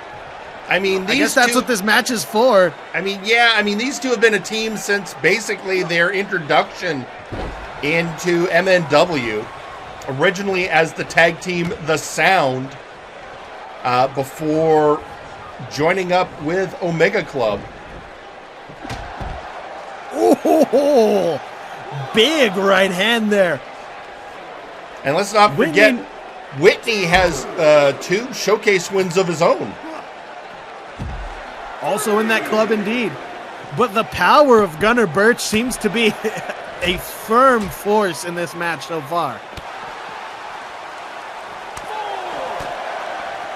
There we go. Whitney Lee fighting back. Really quick striking combination there. Punches and back fists galore. And, there goes Gunnar, slamming him down. Oh, good reversal there, just shrugging him off. Straight into the corner, though. And now, pounding fists. 3, 4, 5, 6, 7, 8, 9, 10, and there's the big one. Obviously, Gunnar having a size advantage over Whitney. That helmet's got to be ringing, Jerry. I'm sure he's happy he's got it on his head right now after that. There's a... Oh, right to the face. These two are not holding back at all. We've seen that fist drop move quite a lot today, and that was the most vicious one I've seen so far. Oh. And now, just hitting him upside the head. You see he placed the boot right on the temple there. That's the thinnest part of the skull, Jerry. And slamming him down. Oh, looks like Gunner is setting up. Oh, power slam, that is. And hit a power bomb. Pin. 2. Kick out at 2 by Whitney.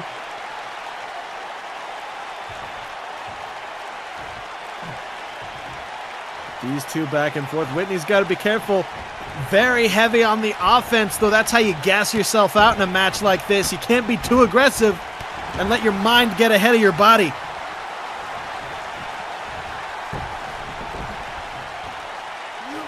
Oh, boy. Oh, driving the knee into the mat. Gunner Birch is a big guy. Lifting the knee up that high, that's got to be rough. Oh, just getting slammed down. Whitney's got to take control by picking up the pace. Doing some high-flying technical wizardry, as Whitney is off to do. Again, these two have been partners for so long. They know each other so well. I mean, if anyone knows how to shut them down, it's each other. Absolutely.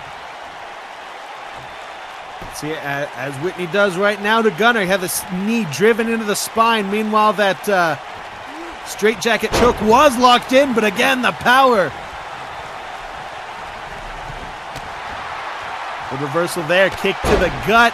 Oh, and a massive drop kick to hide on that. That was face level with a man as big as Gunner Birch. And now, just standing bulldog. Just standing, driving the head and torso into the mat. Standing senton, just rolling into it. And now into the corner goes, whoa, ducking out of the way, nobody home. Devastating strikes from both opponents, and another, slam right on the back. That was the lower back that landed there. Oh, it looks like Spine on the pine. Whatever Gunner was planning, Whitney had it scouted. Again, these two know each other so very well. Reversed it into those devastating strikes. As he calls upon energy from the crowd, goes in for the pin. 1. Kick out and a kick out. Both competitors in incredible shape with incredible acumen and experience in the ring. But again, no experience what it would be like to look at each other in the squared circle. You got to wonder how they're doing mentally. Well, again, this is Kelly's plan to get them to get it out of their system, I suppose. I mean, technically a training match like Butler and Nakano Krishima had, but that was to train Krishima, which he did great in 1, 2, 3. And here, and your winner, Whitney Lee.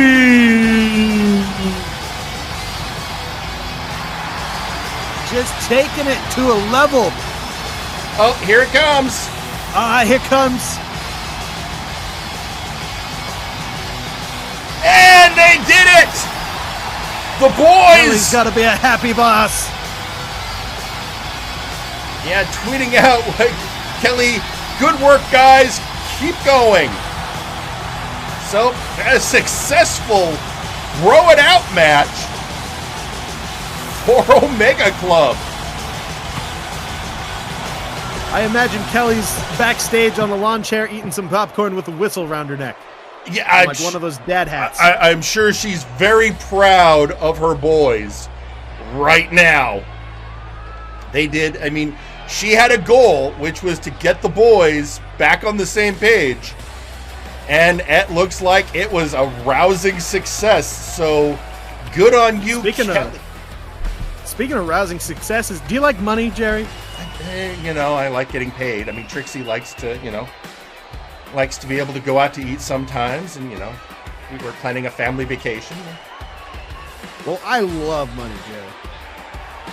So you think we should go make some by having our ad break now? I think we should go make some money by, drinking our legs and stretching our water. Well, ladies and gentlemen, it's time for an ad break. Just hold your horses. We'll be right back. Feel the warm, milky, healing, Jesus-powered goodness that is Lactatanks. Step inside or be thrown in forcibly by registered Anon after you've gotten the shit beaten out of you by multiple...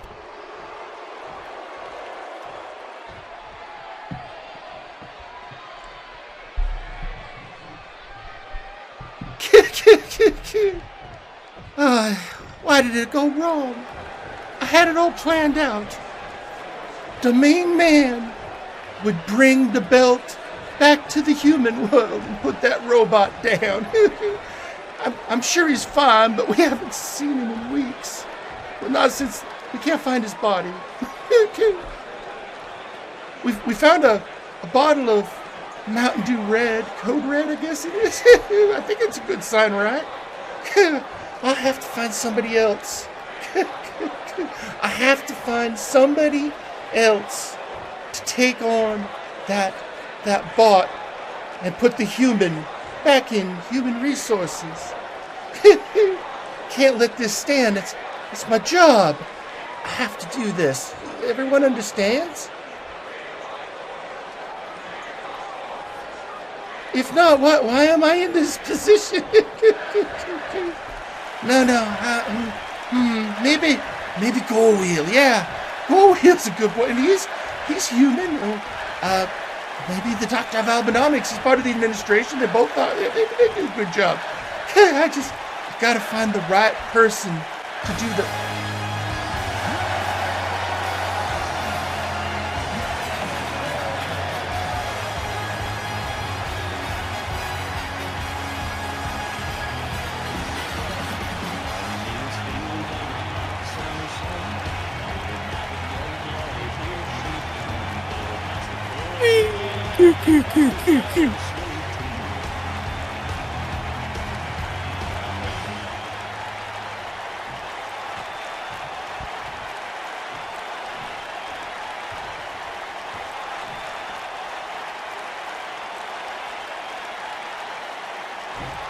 Hey, what's going on, me? What in the hell is wrong with you? What's been going on? You've been out of your mind lately with all this human and HR nonsense. I mean, you just gotta learn to chill. You gotta calm down and chill out, buddy. Now listen, me, I have a job to do. They made me the director of human resources. And that human part, that's gotta be very important. Otherwise, why is it in the title?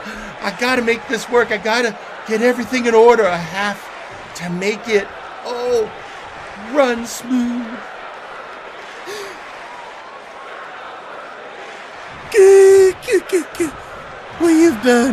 What you've done is put your job before who you really are. I mean, look at me. I'm cool and chill as hell. It's me. Hawaiian shirt on. I know how to chill out like the best of them, but what about your best friend, your former best friend? You remember him? He was your partner once. Don't bring Crockville into this. He'd understand. I mean, yeah, he's a crocodile. Well, actually, alligator. He never did understand the difference, but still, I'm sure he'd understand why he also couldn't go for the belt, because, humans, It's gotta be humans. Coo, coo, coo, coo.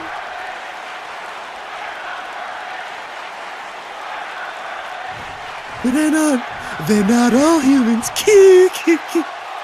Some of them are completely different creatures who live different lives and have different understandings than we do. And we have to be sensitive to that, all right? I mean, just think about the different types of us. You got driving teacher Anon. You got Baskin Robbins manager Anon. Next thing you're going to tell me skydiving Anon is not happy with me either. There's a reason I am out in front. I'm the one that has to deal with the world so you all can be chill and have, your lives in order. It's what I got to do.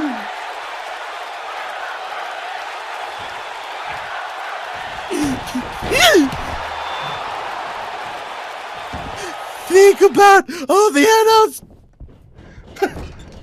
Well, no, I don't want to fight you. We can't. I have to be the one on top. Otherwise, you especially don't want to fight Buff Jim Bro Anon. I'll go and get him if I need to. If you don't see reason.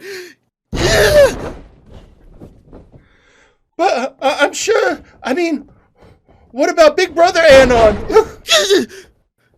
Big Brother Anon, he's in the same boat as me.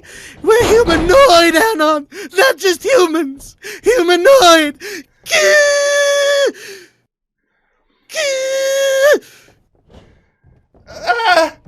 No. Humanoid. But humanoid Anon. But surely someone agrees with me. What about drill instructor Anon? He gotta agree with me. Drill instructor Anon, understand what's best for a group. You know, the only Anon that agrees with you is grumpy, green, trash can Anon. No, not him. Oh, no. Yes, him. You have anything else to say? Come back in. Come on. I gotta. That's no, what I thought. I gotta go. You're fine. You're in charge. You're in charge.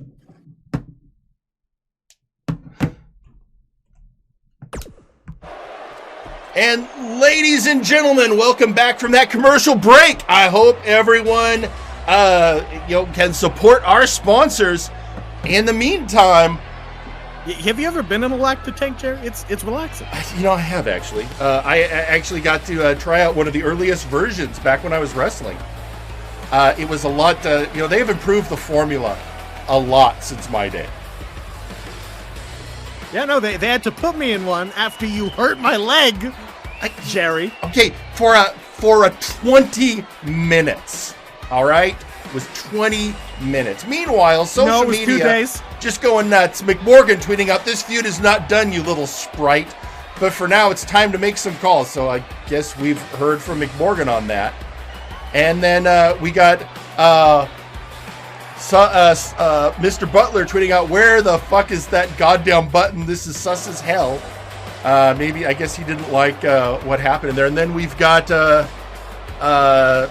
Maximilien ThunderThighs. About time you showed up, Anon. I haven't seen Anon all day. Have you? I mean, he gave me a talking to, on the phone earlier, as he usually does, but I haven't seen him. I mean, that's fair enough. With that, ladies and gentlemen, we have our next matchup. So this next match, this is going to be this is an interesting match. And by interesting, I mean, Michael, you're probably going to hate it. And that is... Well, we have two investigative bodies. We have Jiff, the Jackson investigation firm, and who deal with the supernatural. Who don't do anything. Who's done a great job of sussing out things. And then we've got Mystery Inc., who deal with our more... And they have decided that they have been working at cross purposes for too long. And so they are, in fact, going to merge into one agency. What? But before they do that, they decided to have a friendly little match. One last match against each other before they become one entity. So let's head down to ringside for that matchup. Oh, you didn't get the memo, huh? No, I didn't get the memo because if I did, I wouldn't have showed up to work today. Which I think was orchestrated by you brilliantly, which I may add. The following is a tag team match scheduled for one fall. Introducing first.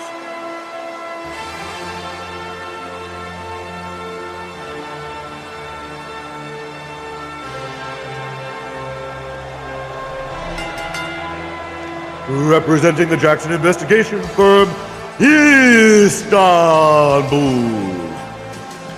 So here he is, the Turkish oil wrestler and expert monster hunter, Istanbul. You know what? Of the members of JIF, I think I like him. I think there's a modicum of me that enjoys him as a competitor, at least. Well, that's good. Well, in the meantime, he is a powerful wrestler. Oh, he is a mighty man.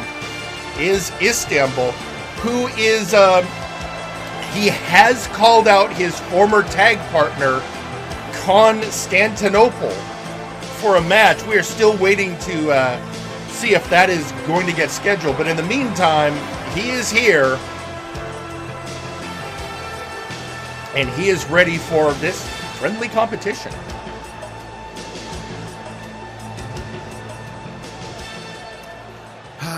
I hate friendly competition. I know, but, you know, sometimes we need it. And introducing their tag team partner, Lieutenant Phoenix Halleck. And here you have Lieutenant Halleck coming out, the newest addition to JIF. There are people fainting left and right already. I mean, he's had more time to wrestle lately. I guess there's been enough rains going up. Wildfire season hasn't started yet. Because, you know, of course, he's a smoke jumper. The toughest of firemen. God, yep. Good fireman. Good, and you know, the one thing you have across JIF, they all have fine mustaches. They all have excellent mustaches.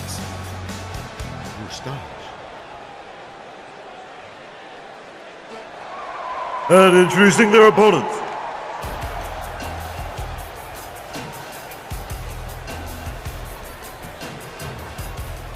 Representing Mystery Inc., introducing first, Pupusa Monkey He High.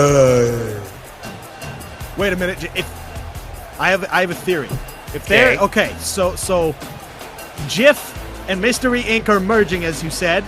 Right. Papusa has a mustache. He does. So that means Mr. Enigma must have a mustache. We have one piece of what he looks like. He's got to have a mustache, Jerry. I mean, theoretically, he could, sure. Think about it. He's got to. I don't discount it in the realm of possibility. How about that? I'll take what I can get. You just fail to see my genius. I'm telling you, that man has a mustache. You know, we can ask him, and he'll probably stare at you intently while not saying anything.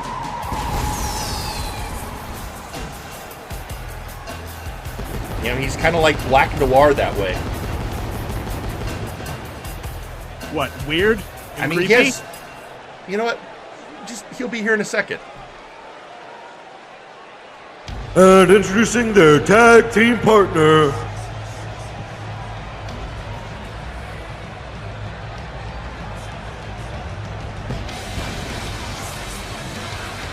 Mr. Enigma.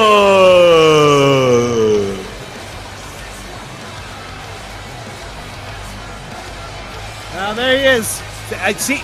You can see there's an outline Yeah, I know you're probably just gonna say that's his mouth under the mask, but no, I'm telling you, that's the top of a mustache.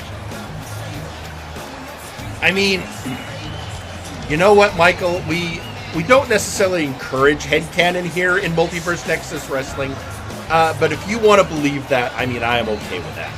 What you call headcanon, I call the truth.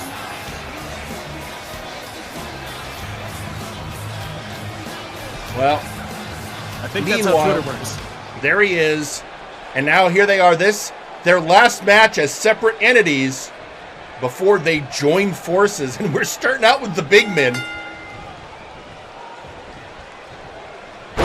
With the big muscled up wrestlers. So this is interesting. We realize we've had 2 friendly matches in a row now. Oh God, You know, we had the Bro It Out match, which was a rousing success. Again, I'm sure Kelly is just so pleased. And now you've got Jif and Mystery Inc. having this final match before they become Jif Inc. Jif Inc? Yeah. Oh God. Ew. Oh God, I feel the sportsmanship in my bones and it hurts, Jerry. But that's okay. By the way, folks, for people who've been, so many people have been tweeting and asking, we have not seen the main man, Big Papa Plutonium, the Atomic Adonis, since the Fallout death match last week. We've had rescue crews sifting through the rubble. They have found no sign of a body. One of them did find a can of Mountain Dew Code Red, though, so we're taking that as a good sign. We're sure he's fine. That's a good sign. And of course, we all heard that horrific laughing and then the explosion. But again, he's got to be fine. He's fine. I mean, it's you know, he knows it's. He survived ordnance factories exploding. Meanwhile, Nigma working over the legs of Istanbul. I mean, you know what? They're going to join, but each team would love to be able to say, "Hey, we won that final match." Oh yeah, no, there's always going to be a little bit of pride on the shelf, especially when it comes to a match like this. But also, they could be using it to show each other, their vulnerabilities. I mean, what they see that each other might have missed. I mean, this is a good training opportunity, a good chance for them to really get to know each other's strengths and weaknesses before they become a full faction. Of course, absolutely. Of course, Seth Jackson isn't able to be here because he has coming up his match in the Kings Road tournament to determine our next #1 contender. In fact, his match will be the next actual match. That's will be coming up after this. But can I take my 15-minute break, Jerry? During that match? I mean, you can. You're supposed to take care of that. You get your breaks during our commercial breaks. You know that. Tell you what, we'll schedule another commercial break after this match. Will that make you happy? That'll you know what? That'll make me happy. I can prepare mentally. Meanwhile, in comes Lieutenant Hallex, the fireman versus the mystery man. Then a tag in. Enigma was doing a good job of keeping Istanbul over on the red corner, keeping him on that side, but now able to get the tag out. Hallex sent to the outside.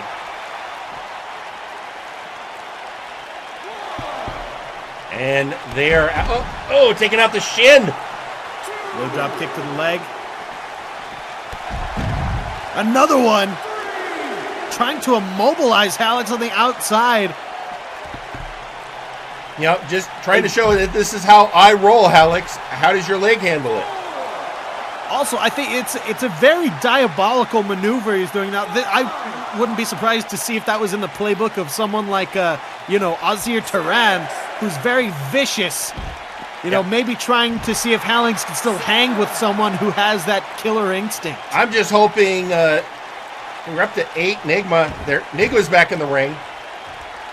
Yeah, see, he left him on the outside after trying to immobilize, and he just jumps right back in. Well, again, he doesn't want to win by countout. That would not be good for their eventual merging. So, he clearly allowed Mr. Enigma to get back in the ring. Yeah, good step up knee there. Oh! Reversed it. It was an attempt at a running bulldog. Beautiful reversal, just sending Alex into the mat. Got him tied up. And again, Mr. Enigma with that. He is a submission specialist who specializes in the legs. As you've seen by how much he's been targeting the lieutenant's legs this whole time. 8 dragon screws on the outside. God, what kind of psycho does that? Well, Enigma, that's who. A very mysterious one, that's who. Up to the top. Erlking needs a chance here to dodge. He's got a chance. But he was out on his feet. You know, we almost thought about bringing. Wait. Break up. Papusha took out the ref. So I was going to say we almost thought about bringing Seth down as special commentator, but we decided having him focus on his match was probably a better idea. You think that's going to make a difference? That man's not an athlete. He's a psycho who yells at a microphone every now and again. Ugh. And there we go. 1, 2, 3. And your winners, Mystery Inc. And so Mystery Inc. manages to win this merger match. And the next time you see them, they will all be part of GIF Inc. GIF Incorporated. I almost called them Jink. I don't know what to expect of them because it's such a weird combination of people, Jerry. Well, the one thing they all have in common is they are skilled investigators. Every last one of them. But as that we were saying, that that's going out. But in the meantime, I promised you a commercial break. And I'm a man of my word. I keep my promises. So we're going to come back. We're going to have another commercial break, folks. And when we come back, it is time for the King's Road Tournament. Oh boy. Don't you just hate it when you're in a great one-on-one match, going up for a fly-high-end moonsault when you totally miss and eat more turnbuckle than a ravenous George the Animal Steel? Then you, my friend, might need to get your eyes checked. Hi, I'm former professional wrestler Dr. See It Coming, and we here at Eye to Eye Optometrists specialize in glasses, contact lenses, and overall eye health for the wrestling impaired. Our flexible one-of-a-kind contact lenses are guaranteed to fit all sizes and be a comfort fit even as you get your eyes poked out by your mortal enemy. We even have some eyewitnesses to testify how great these eyes are. Mr. Simon the Psycho, what do you think of your new contact lenses? Oh, God! Oh, there goes our new intern. Ha ha! Come on down and book an appointment with Dr. See It Coming, and you and I will see eye to eye. Sup, dudes? Do you want to look as gnarly as one of your favorite wrestlers on show who's holding one of the world titles from MNW? Well, you totally can, without even leaving your couch at Totally Tyler's Titles. For only $39.99, you too can own a complete replica of one of MNW's famous titles, like the MNW World Heavyweight Championship, the Tag Team, the Nexus Titan, the Interdimensional Championship, dude. So you could show up to your parents and show how gnarly you are, or you could secretly try and claim that you're formerly the title champion holder by holding a knockoff title. So come on down to Totally Tyler's Titles, where you can be a title holder today. No official MNW wrestlers are allowed to hold the titles if they're a replica, unless you want to talk to Jim in the back. What are you, blind, Rev? He clearly went for a roll-up reverse coil. This just can't be happening. This is some bull. Is this you? Well, even if it isn't, I'm sure many of you have met these kinds of people, just marking up the walls of your favorite shows. Don't worry, we have the solution. With the Mark Manager. Yes, with the Mark Manager, we clean up the big marks, small marks, marks you didn't realize that were there, and marks that have always been there. We've even updated our product to help you clean off the toughest of marks. Of course he was gonna lose the championship. If you'll look at my 42-page blog from last week, we can clearly see that the producers were going to have him. Hey, what are you doing? Ah! So sign up and get your Mark Manager today. And remember, with a little bit of, any mark is manageable. Fuck, it went up my nose! Come one, come all! The Observer Spectacular Wax Museum would like to welcome you and your family for our lovely establishment. Only $1 per person. Wow! Come and see the wax figurines of your favorite animals, historical figures, wrestlers, food, and even things not of this world. All of the Observer Spectacular Wax Museum displays are totally made of wax and are not made of unwilling subjects. So come on down and see the spectacular sights for yourself. Note that all the wax figurines are all wax, nothing but wax, but they totally are not people we've kidnapped to try to leech money off of them and make them back to life. They're just made of wax. Hey baby, it's me, Suplex Sam, and I'm here to tell you about my brand new experience, baby.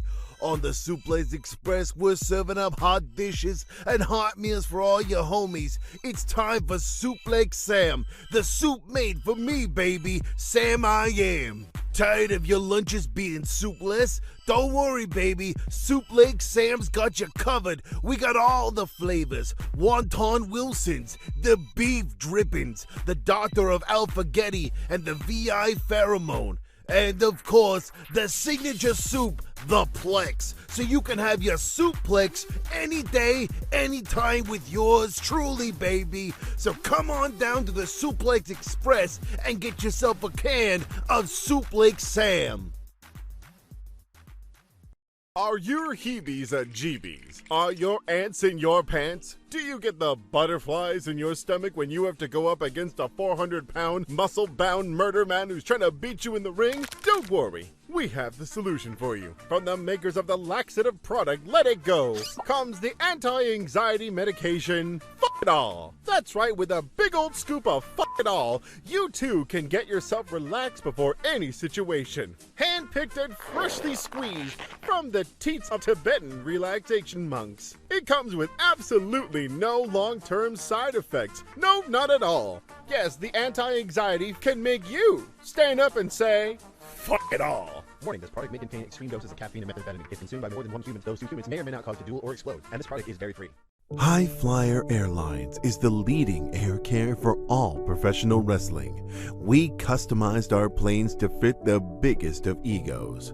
With fine velvet and leather seats, a custom-made full banquet by Chef Manatee, and a working vocal booth, so you can make your promos while you're on the go. Wait a minute, this isn't a bathroom! High Flyer Airlines. We're leading the air in wrestling care. I'm stuck inside the booth! Introducing Mizuki and Nero action figure dolls with intense hand-holding couple action, maximum lewdness. Watch the world's deadliest power couple have intense action conversations. Honey, did you take out the dog today? I ate the dog! Very good. Oh yeah! Push the buttons on the back of both action dolls to get both of them to be the parents of Earth. The new Mizuki and Nero action figure dolls. Each sold separately, but then put together as a couple. And ladies and gentlemen, we are back. Oh boy. And it is time. You've been waiting for it, Michael. It is time for the dreading it. Kings Road tournament. Oh, come on. You know you've been wanting this match. If only to see Seth Jackson be folded like a piece of paper. I mean, let's you say that. But if we know anything about Seth Justice Jackson, is that he cut an incoherent promo beforehand? Well, I was going to say he's one tough SOB, but Now that you mention it, let's go hear from Seth Jackson. Every time. Oh boy, Mail's here. Okay, who am I fighting? Who am I fighting?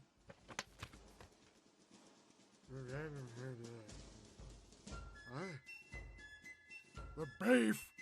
That greasy purple bitch. I'll kill him. I'll put his head in the ground, and then I'll put his ass in the ground, and then I'll put his arms in the ground, and then I'll put his legs in the ground, and then I'll put his torso in the ground, and then I'ma slam the ground.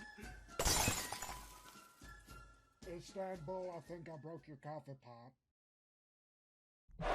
With that, I don't see. By the way, did they had to reboot the monitors? Is the twazzle twizzled? Yes. All right. Then no more time to wait.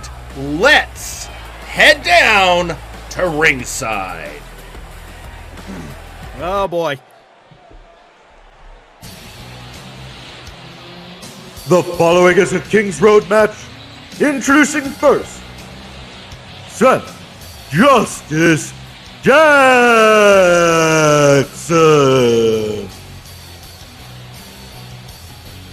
There he And is. here comes the founding member of JIF. Well, here's a question. Is he or Papusa going to be the leader of their new merged faction? Oh God, I don't want to hear that argument or see that. I don't. Now that they may have to figure, they may have to settle it like gentlemen. Just let Papusa be in charge, please. Well, either way, here he is, a member of JIF Inc.,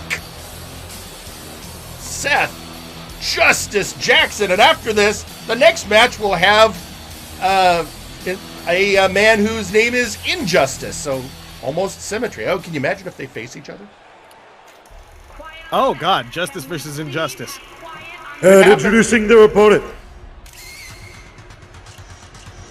representing VIP, the Beef. And there we go. I mean, Ausir Turan saying that he expects the Beef to take this tournament. Now, let the other side of the coin. Can you imagine if the Beef and Wilson win today? They would be facing each other in the next round. Yeah, VIP is okay. They're good. They're fine. Well, I mean, just Wilson is a betrayer, and he can be replaced, and it's fine.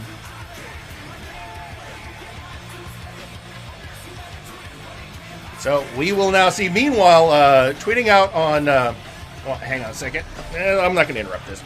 We'll get to that. We'll get to social media after this match.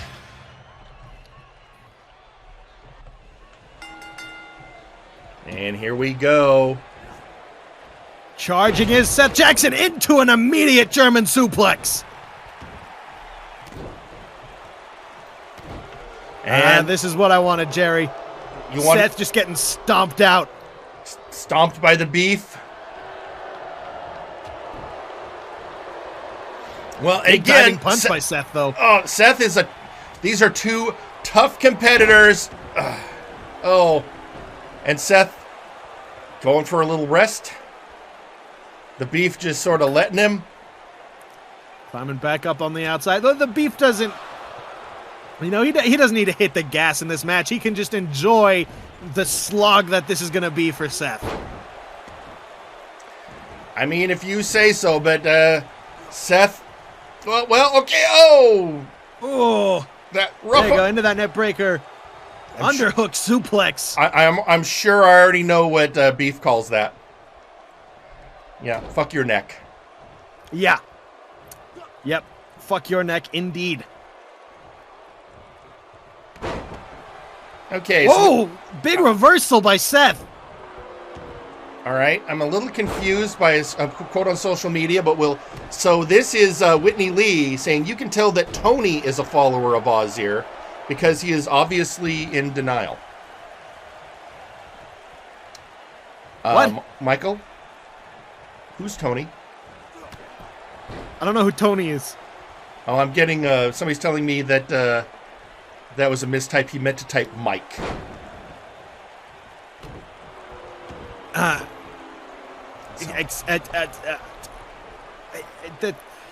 Shut up with your dad jokes. Let's get back to the match where the Beef has slammed Seth Jackson firmly into the ground. Which is contrary to Seth's promo, by the way. Yeah, I mean, he did talk about he was going to put every part of the Beef in the ground.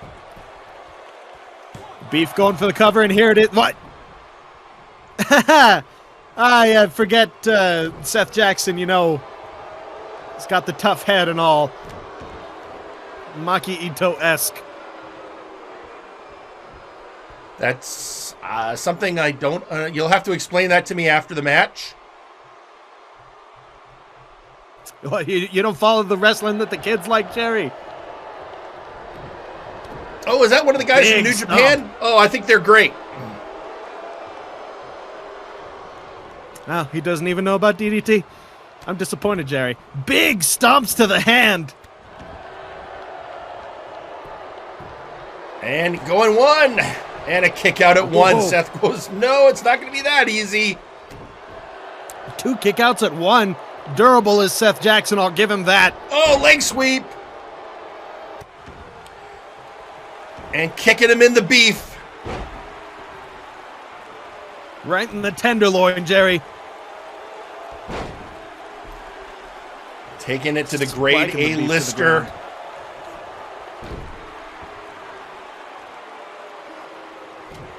Now grabbing a hold of those horns. I think that's a big disadvantage that tieflings have. It's often used against them as those horns. Yeah, an easy to grab handle. I would imagine so.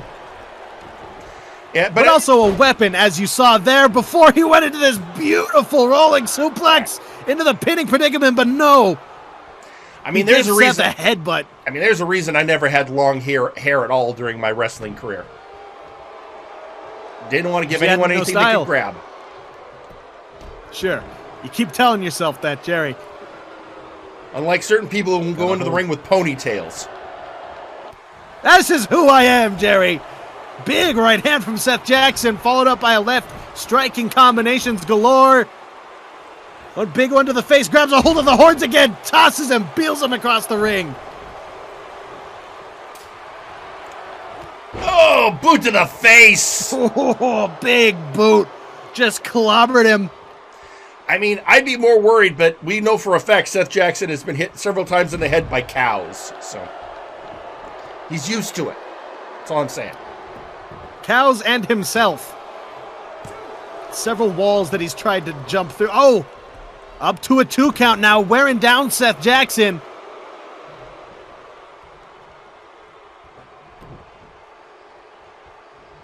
No, up and ooh. The strength of the Beef. You don't call him grade A for nothing.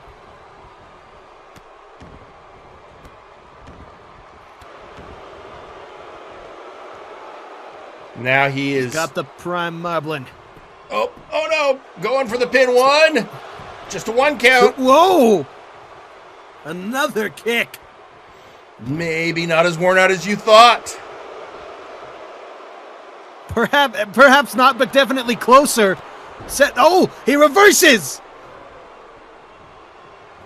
Front Chatsway locked in, but Seth Jackson just with those overhead strikes. Big kick to the gut, clothesline. There we go, Beef regaining momentum once again. 1, 2, and 3. No! He kicked out again! He kicked out again! Yes, he did. He is a resilient son of a bitch. Oh, knee to the face. Oh, that's got to be it. That would break a normal man's nose. But unfortunately, he's made of rubber. With a fine mustache, might I add. Oh, God. Seth is the equivalent of one of those radio... what's it called? The 1, 2. Those rodeo barrels. They give just so the bulls have something to run into. And staring him down. What's he got planned? Oh, goes to that big overhand right, but Seth elbows him in the stomach. Were you, by the way, trying to compare Seth to a rodeo clown? Yes. We don't talk about clowns here. I mean, they're being hunted right now. I think a little bit of playfulness is in order. One, the Beef showing his resilience. It's going to take more than a piddly offense from Seth Jackson to take down the grade A lister. Oh! Brings the arm over. Good hit to the top. Working on that bicep and that tricep. Back down to the mat. And a jawbreaker from Jackson. I think we'll call that the Justice Jawbreaker. I think anything that starts with a J, he just throws justice in front of, I swear. Oh, God. Well, it's better than putting putting Hausen on the end of everything. Who would do that? Yeah, I know what I know. Oh! I think he busted the Beef open. Setting him off that LED pillar. Busted open the Beef. Oh, and a big knee. Desperation maneuver from Seth Jackson. Oh, just throwing Seth down. We're up to a 6 count, 7 count. And a lariat on the outside. Ripped him with that one. Back into the ring. And now the Beef being brought up again. Oh, right to the eyes. Seth showing his own cheekiness off. Oh!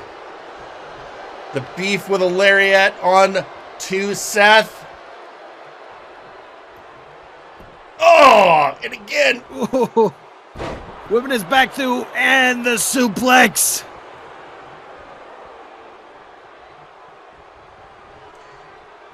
Oh! Backbreaker from hell. 1, 2.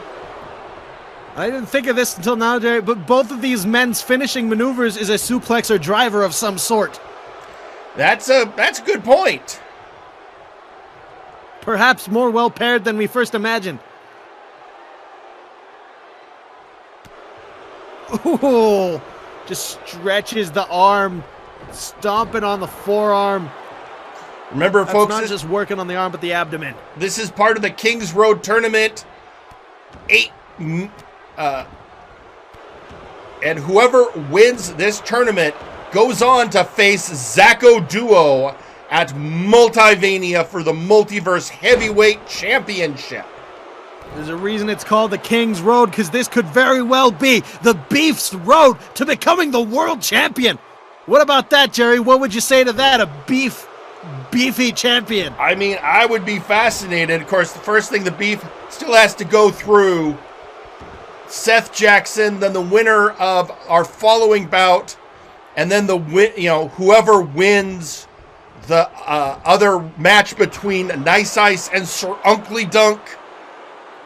And then finally he'd have to face Zacko Duo himself.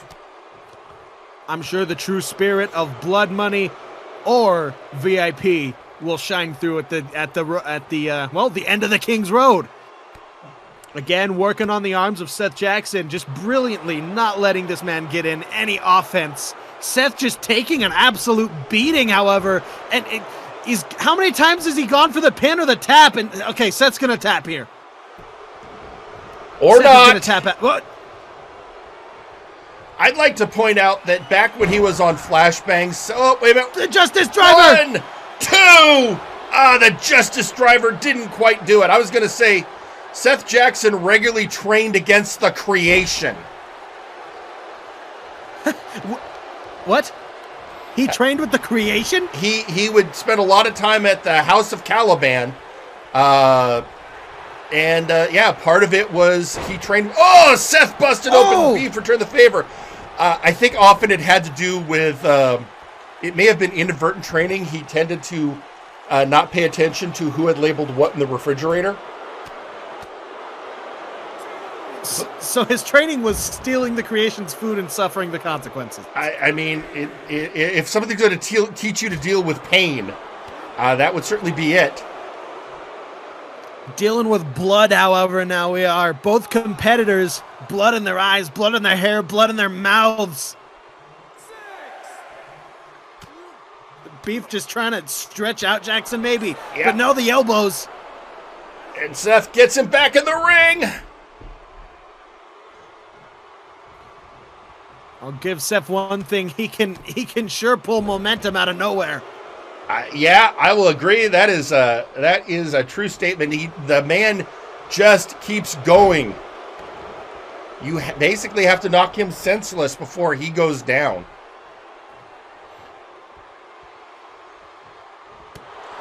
Big right hand from the Beef, though. I might have done it, though. Beef just jabbing. Seth returning the favor. Doing a Rocky Balboa on the Beef. Oh, God. All but the Beef. Good German.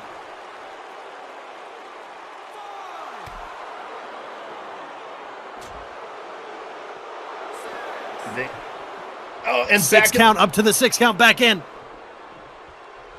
I mean, a 6 count, that's a decent count outside the ring. Take advantage of the environment and get back in there. Slamming the Beef's head down. Now I can see it. You can see the blood trickling down the scalp of the Beef. Nearly a 3 count. 2 count on the Beef. Seth yelling at him to get back up so he can put him back down. I don't understand how Seth Jackson is still standing right now. I simply don't get it. The Beef taking the offense as well from Seth. Turns him around. Big right hand. Oh, you know what? This is a good refresher, though, from those friendly matches earlier. This has been absolute brutality. No! And now the Beef getting frustrated by the fact that Seth Jackson will not lay down. And once again, working his neck. Grabbing right the jaw, the scalp, turning it over. But Seth, 2 big right hands. Beef returns the favor with a left.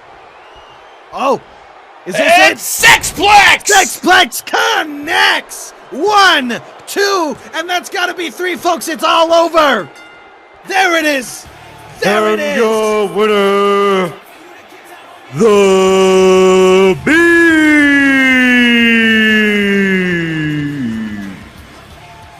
I mean, there it is. The Beef, you know, wearing the crimson mask, but he's still the winner. That something, you know what? Seth Jackson took a beating I've never seen. All right. I get it. I mean, no matter what way you slice it, the Beef is moving on to round 2. The question is, who will he face? Well, we'll know that here in just a little bit. So, before then, Jerry, what do we have coming up? Well, we've got the next match, Injustice Jhake versus Wilson. But first off, we've got social media just going crazy. First off, we got this message from our friend Rico Rose over on Flashbang, saying, looks like Warzone and Flashbang have the same trouble with doubles, mimics, and doppelgangers. I think the time for a temporary truce to take out the trash. Doppelgangers? No, HR Sawyer's already. Yeah, HR Sawyer dealt with that. He's gone. Yeah, we got it. Sawyer took care of our doppelganger. Yeah, and Sawyer is now getting his much-deserved vacation time to fulfill his clown hunting goal. So yeah, no, our doppelganger problem's over. But also tweeting out on social media, Kelly tweeting, guess Seth didn't see he be the one got put in the ground. It's a rare moment of exactly Kelly. My point.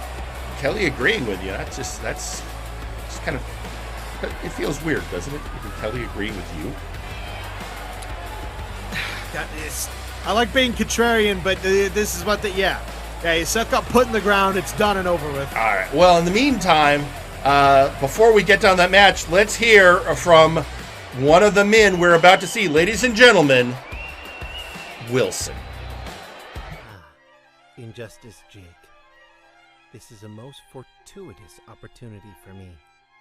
You are a former world champion. A man who was revered by the multiverse like a god. Every single man, woman, and child in that arena loved you. They look up to you, which will make it all the more satisfying when I break you and expose you for what you really are. A sad, maidenless shell of a once great man who's deciding to spend the twilight of his career role-playing as a mercenary, as if we don't have 20 of those already. You might have convinced Jerry Aldini that a has-been like you belongs in this tournament. But I disagree. The only thing you deserve, Jhake, is to have your neck broken by the victimizer, your next MNW Multiversal Champion, your new god. I will main event Multivania, Jhake, and the road begins with your mangled corpse in the ring. I'll see you tonight. Not disturbing at all. Well, the man said the words mangled corpse in a promo. He also said maidenless. He did say maidenless. So, yeah. But, no time like the present. Let's head down to ringside.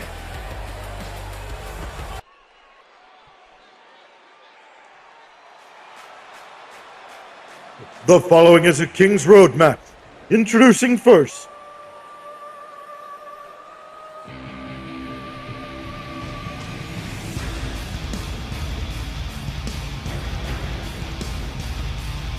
Injustice Jhake.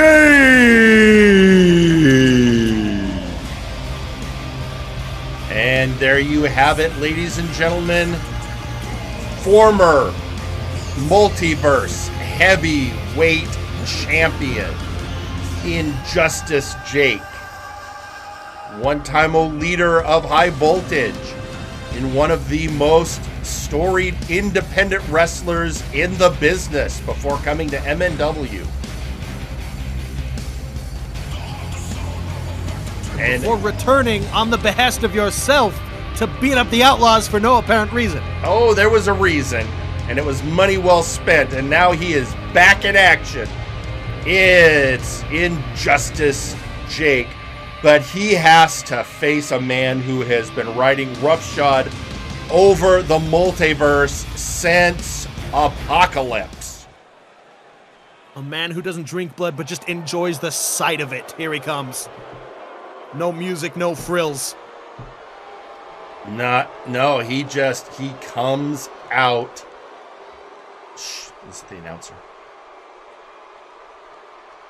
Wilson. And even the announcer just wants to get it done. It's just...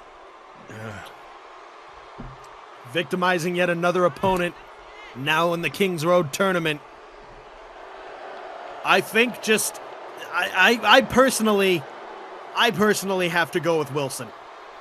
Even though I loathe the man now, but he's a terrifying force. I mean, he's been a force to be reckoned with for months, claiming the championship is his destiny and that he will victimize the entire roster until he gets it.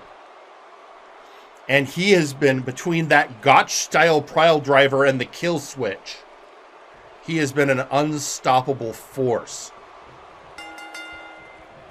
Trying to maybe get in the head or mock Jhake there. I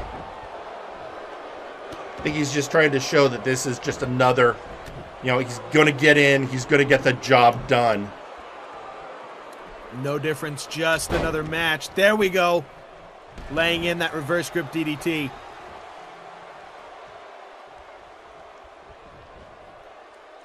Jake's got to get ahead with that offense and power and really pour it on.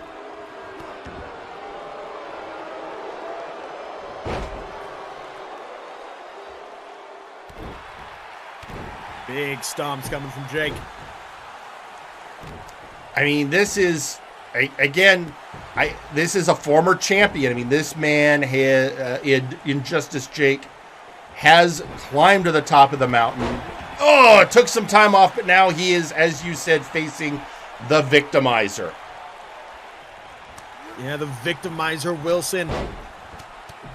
This is a hell of a, a hell of a match to be starting back with. He's had a couple more, but to go right into facing someone like Wilson, it's got to be tough. Big drop kick to the lower back there.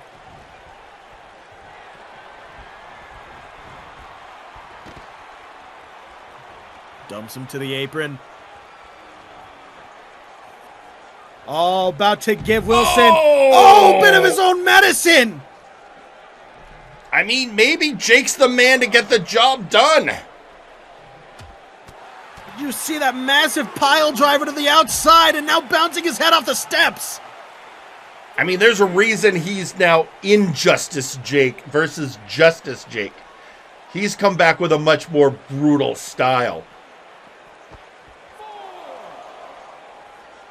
Not so much about reining in people who've done wrong, more about destruction and getting what he wants, which is a shot at the title.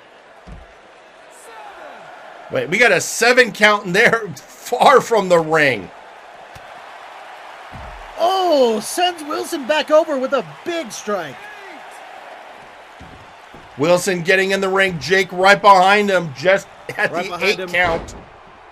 About to say 9 was the referee. Now, Injustice Jhake laying in those MMA-like strikes. Going for the pin.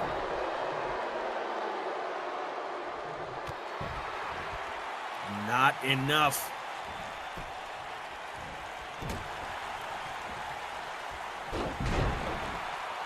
Wilson with the shooter boots on today. Good arm drag there. Shades of another well-known heel trying to take down his opponent with nothing but an arm drag takeover. Oh, neck breaker! Locked in. Strike to the knee into that beautiful neck breaker, as you said. Goes for the pin. Perhaps should have gone for a deeper pin there. Now trying to rile up the crowd.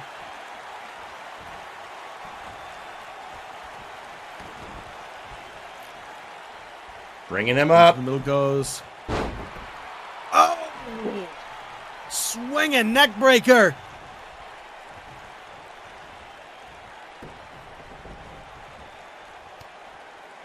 Now up. Pull it. Oh, he's slamming him down. Ooh.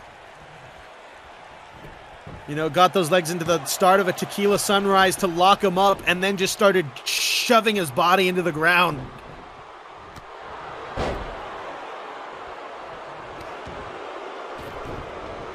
Just big plain old tackle there from Wilson. Oh!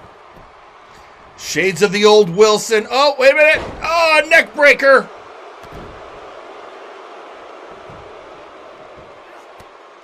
Now just raining blows on the Victimizer. Wilson using his old tendencies just simply as a way to mock and psych out his opponents. And perhaps mock the few fans he might have once had. Yeah, but I mean, this is... Oh! Oh! Gets him up like he's going to do a sit-out pile driver and just stuns him. What a cutter! Now they just ram into each other. Jhake, Luthez press, bringing him down. Off the ropes, bodies on bodies, yes. I was going to say, you can tell there's something different in Wilson. If you listen to his promo... Oh, 1, 2, kick out at 2. If you listen to his promos before Apocalypse versus now, there used to be a... You could hear a little bit of a whine in his voice at all times. That's gone. It's completely gone, just replaced with mostly silent, virulent anger that comes out in the ring, such as now. Do you see that? He looked Jhake in the eyes. What a disturbing. Oh, they're bringing the forearms down.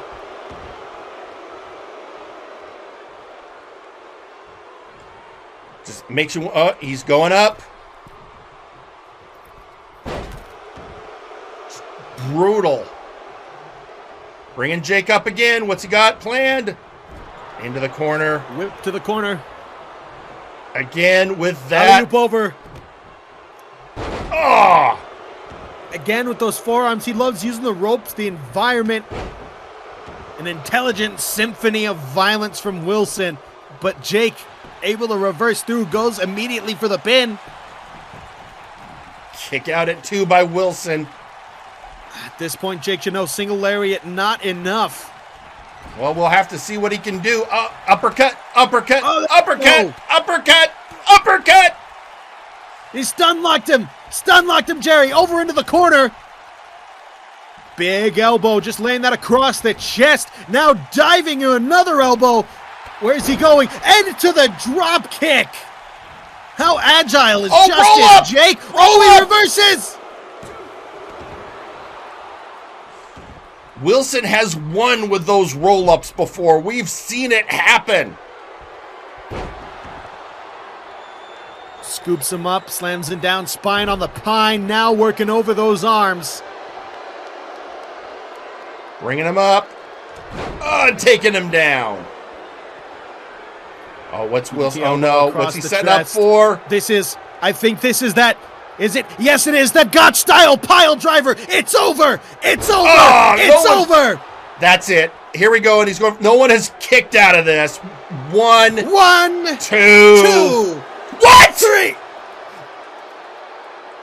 Injustice. Jhake kicked out of that God-killing Gotch-style pile driver. He kicked out. He kicked out. Maybe he can. Oh, he's got on. Maybe he can do this. Maybe he could do this, but Wilson, he's not the old Wilson would have stopped and complained. Old Wilson would have sat there and freaked out that he didn't get the pin, but he went straight into that backstretch plug. But Injustice Jhake now with that recovery. Bringing Wilson back in. That bridging stretch, he went right back into it, but it wasn't enough. Jhake trying to decide what he wants to do, picking his spot, deciding to get back in the ring. Maybe a little frazzled from the pile driver, but he's still up and going. I don't understand how he's doing this. Oh! Big twisting neck breaker. 1, 2. Kick out from Wilson. All right, I think here we go. Jhake is setting up. We know what this is. He is setting up for the Otaku Slam. Oh! Denied by Wilson. Reversed. Oh no! Oh no! Oh! The kill switch. Kill switch engaged. 1, 2, 3. Oh! And your winner, Wilson. Wilson takes it. You know what that means? In round 2. No. It will be the Beef. No. Versus Wilson. The person that Wilson used to claim was his best bud is now going to be the next to face the Victimizer. And you know what? The Beef is going to put that traitor in the ground. That is my prediction. That's what's going to happen next week. Now, that's what's happening, Jerry. Interestingly enough, we have Maximilien ThunderThighs tweeting out, "Go take the gold, Wilson. You have my support. #rubber match." Which I'm sure is a combination of he'd like to face Wilson again, matched with he'd like to see VIP lose. We see right through you. All right, Max. You just want another shot at that gold. I mean, you're not wrong. But in the meantime, also tweeting out on social media, Kelly tweeting out, VIP is find my butt. So, ladies and gentlemen, we are getting ready for our final match, your main event. But before we get there, we're going to take one last really quick commercial break. And then when we come back, a hardcore three-way for the shot at Suplex Sam. Hey, baby, I'm here to announce the Burning Lounge has become an official business under the MNW banner. Do come on in and visit. It has beautiful interiors where you can come enjoy the food, the wine, the music, and the dancing. Staffed by members of your very own MNW community and various other mythical creatures and beings from the cold, dark unknown. Although the building is magical, no outside magic is allowed without permission. So come on down and feel the burn of the Burning Lounge. Hello, beings of the multiverse. Does you love wrestling? Does you love dressing up to support your favorite wrestlers? Well then, you need to get down to Zach's shop today. Located at the corners of the Multiverses Avenue and Nexus Lane, we've got everything you need from mantelpieces to punching bags. No other store in the multiverse has as big a selection as ours got with as low prices. If you think that's wrong, then you're insane! So come on down to Zach's shop today, or visit the website. And if you're not down here for our sale, I'll take me shooter and blast a hole right inside your... Hi there, I'm Mega BlitzX, former two-time tag team champion and Beowulf champion, and spokesperson for the Omega Pub. We at Omega Club created the pub as a means of leaving the drama and workplace stress behind so the wrestlers and staff can just sit back and relax, have a nice drink, and reinvigorate themselves for the next day. We've got your favorite brands of drinks from across the multiverse, karaoke nights on Fridays, and pay-per-view viewing parties, now in our new mobile bar truck. But don't take my word for it, here's some comments from our fellow wrestlers. After a hard day in the ring, and an even harder day deciphering the eldritch hieroglyphs of someone's bank statement, Omega Pub is a calming place to visit. Even the bar fights are relaxing. Sparrow here. I give Omega Pub an enthusiastic 2 super thumbs up for service and a friendly atmosphere, and great drinks made to order. Take it from the 3-time, 2-timer, 4-time champion of cracking back the creature. The Omega Pub serves the finest drinks. Omega Pub, where the champions drink. Have a And we are back, ladies and gentlemen. Are you ready for our main event, Michael? Or Pete? Either of you will do. Yeah, let's do it. I said I was ready for some hardcore action. How about you, Pete? Unfortunately, I had my headset on the thing. Damn it. Well, there we go. If we are ready, then there's no time like the present. Let's get down to ringside for your main event.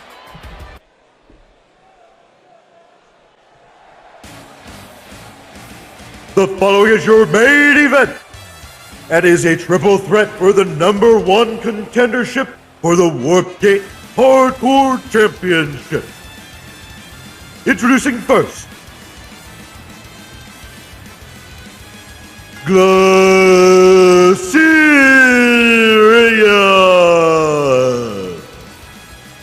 Hold on, let me... Ladies and gentlemen, it's Glacirus.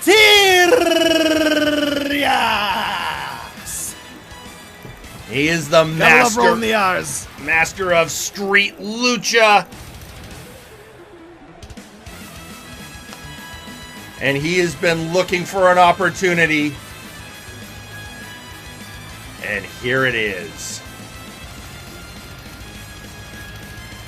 But first, he's got to go after 2 other contenders. Hey, winning this belt could be a good way to stick it to a couple of luchas he might know. If you know what I mean, Jerry. I do know what you mean, and funny you should mention that. And introducing their first opponent, Bart Hendon.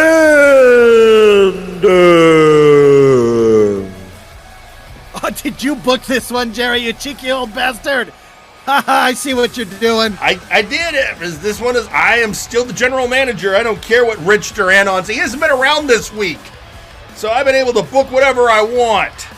You wanted blood for this match, and it looks like we're going to get it. Yeah, the only representatives of HR we got around are the Outlaws, and I've decided I can safely ignore them. Oh, but wait. And introducing the third opponent. There's more. It's Power Surge. Apparently the music broke. Aren't we having technical... Is it... Meme! We can't... Anon... I mean, Ausir isn't even in the building. He's doing other things. Can't blame him. So piggybacking off of Wilson's entrance, no, but in all seriousness, I'm excited for this match, Jerry. I mean, obviously, there's a lot more going on here than just a shot at the Warpgate Hardcore Championship. But I figured, you know, these guys, all three of them have been going after each other. Maybe if you give some stakes, they will actually, you know. It's time for our main event. Let's do this. Thank you very much. I figured with stakes on, maybe this will finally settle it if somebody actually wins something. So here they go. Whoever wins this match goes on to face Suplex Sam at Multivania. Lot of blue, lot of flying, lot of blood, maybe.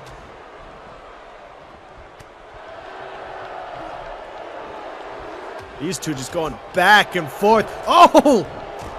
Glacirus going for the sweep of the leg there. Not quite working out. Bart Ender taken out by Power Surge. Power Surge is on top of this match. Well, when you think about it, Bart, as Lucha on the Rocks, Bart Ender and Glacirus were both tag team champions and trios champions. And, of course, you had Bart also be... Oh! Stunner! Bart was also the big oof. I'll ask you that all-important question that we ask each other, Jerry. Who you got? Honestly, I think Glacirus is up in front. It's his time. I think I'm gonna go with the tried and true of Bart Ender. How about you, Pete? You know, I gotta go with Glacirus personally. All right. You two fans of the master of Street Lucha as he shows off there. Had those head scissors locked in. Bart Ender able to get out, goes immediately after Power Surge, dumping him over that knee with the backbreaker. Swung into it as well. Big headbutt. Glacirus into the ropes. Back handspring up to the first rope there. And Bart going for a pin. Flipping into that cross body. Quick kick out. Tweeting out on social media, Kelly, all the blue reminds me of Trash Man. Redacted. Trash Man who, last we heard... Who you mean Trash Man John? Oh, you can't say it. Okay. Yeah, he is still walking the earth. Last we heard, he was down, he actually was in Brazil. Brazil? Oh, God. Yeah, what are you doing in Brazil? I'm not sure he's sure. Looking for wax. I mean, that tracks. It that does. mohawk doesn't maintain itself. Big attempt there to right hand, just immediately reversed by Bart Ender to bringing him down in that reverse grip DDT. Glacirus over the top. Beautiful tijeras. That leg scissors. Gut and lower back kicks from Bart Ender to the master of Street Lucha. Power surge. Ooh, spinning heel kick. Oh! Stereo super kicks. And taking Bart Ender out of this competition for a moment at least. I mean, makes sense to me. Where are they going? Oh. The master of Street Lucha on the top rope. This doesn't look good for the young man. Oh! Oh! Double foot stomp. Back-flipping foot stomp. That is, by the way, what Glacirus calls the icicle. The icicle lands. A devastating force, just not enough. Single leg crab. Denied by Bart Ender. Bart immediately. Pin on his protege. Kick out at 2 by Power Surge. This is exactly what you expect from a hardcore lucha match, which is essentially what you've booked, Jerry. I mean, you got to give the fans something to cheer for, something to get excited about. And, you know, think about what this main event is following up on. We've had some classic matches here tonight, and it looks like we have another one in progress. Going for the waist lock there. Bart twists out, but Glacirus has a hold of that arm. He's got that hammer lock. He had the advantage of the weight there, but Bart able to twist out of it. Oh, power surge! Immediately goes for it. Oh, he thought he had it scouted. But Glacirus is taken out. He goes for the recoil on the kick and hits Glacirus right on the jaw. Glacirus, Power Surge remembers he's in a hardcore match. He remembers and immediately he gave him a nice little comparison between his head and a sledgehammer for Glacirus. And a kick out at 2 again for Power Surge.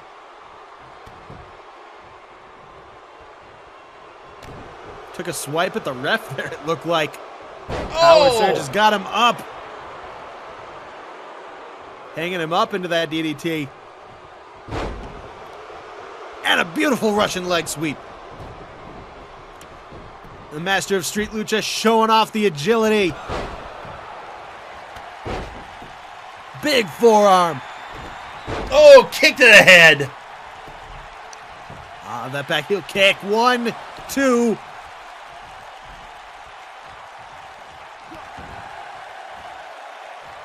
Glacirus, this would be the time to capitalize and go for a pin.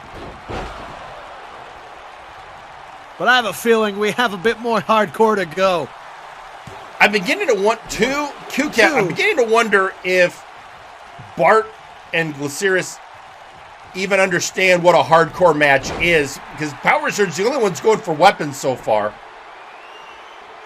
Like, they're trying to have a lucha match, and Power Surge is trying to win a hardcore match.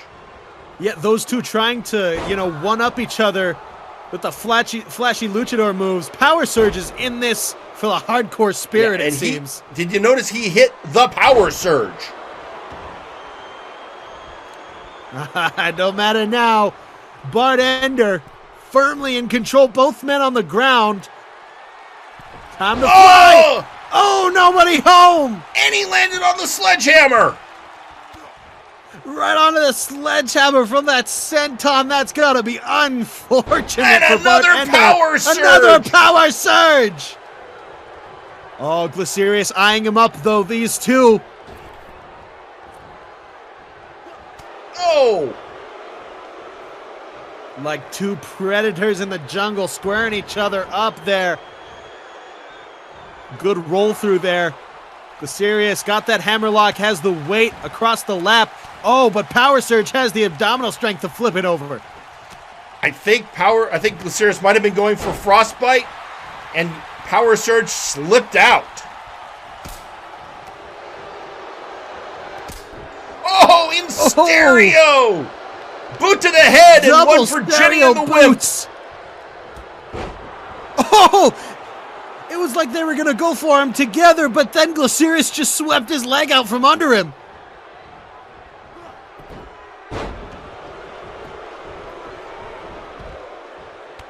These moments of teamwork appearing between all these men. Well, this could be it. 1, 2. 2, no. Kick out at 2. I don't know how much these guys have left in them. The crowd going crazy. The hashtag of Blue Boys already trending.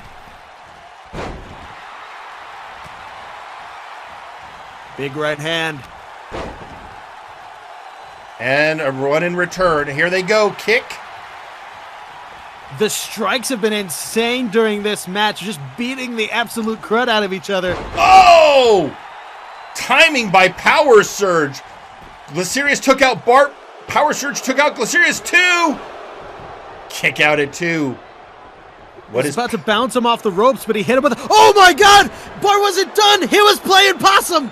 He was playing possum! He's going for the pin! Kick out! Oh, no! Kick out at 2 by Power Surge. The young lion is not giving up. Oh, now he's going for... And again! That was some... The Power Surge! The Power Surge! That was some veteran savvy from Bart Ender, but it... Again, the chaos of a 3-man match. You gotta take Glacirus into effect.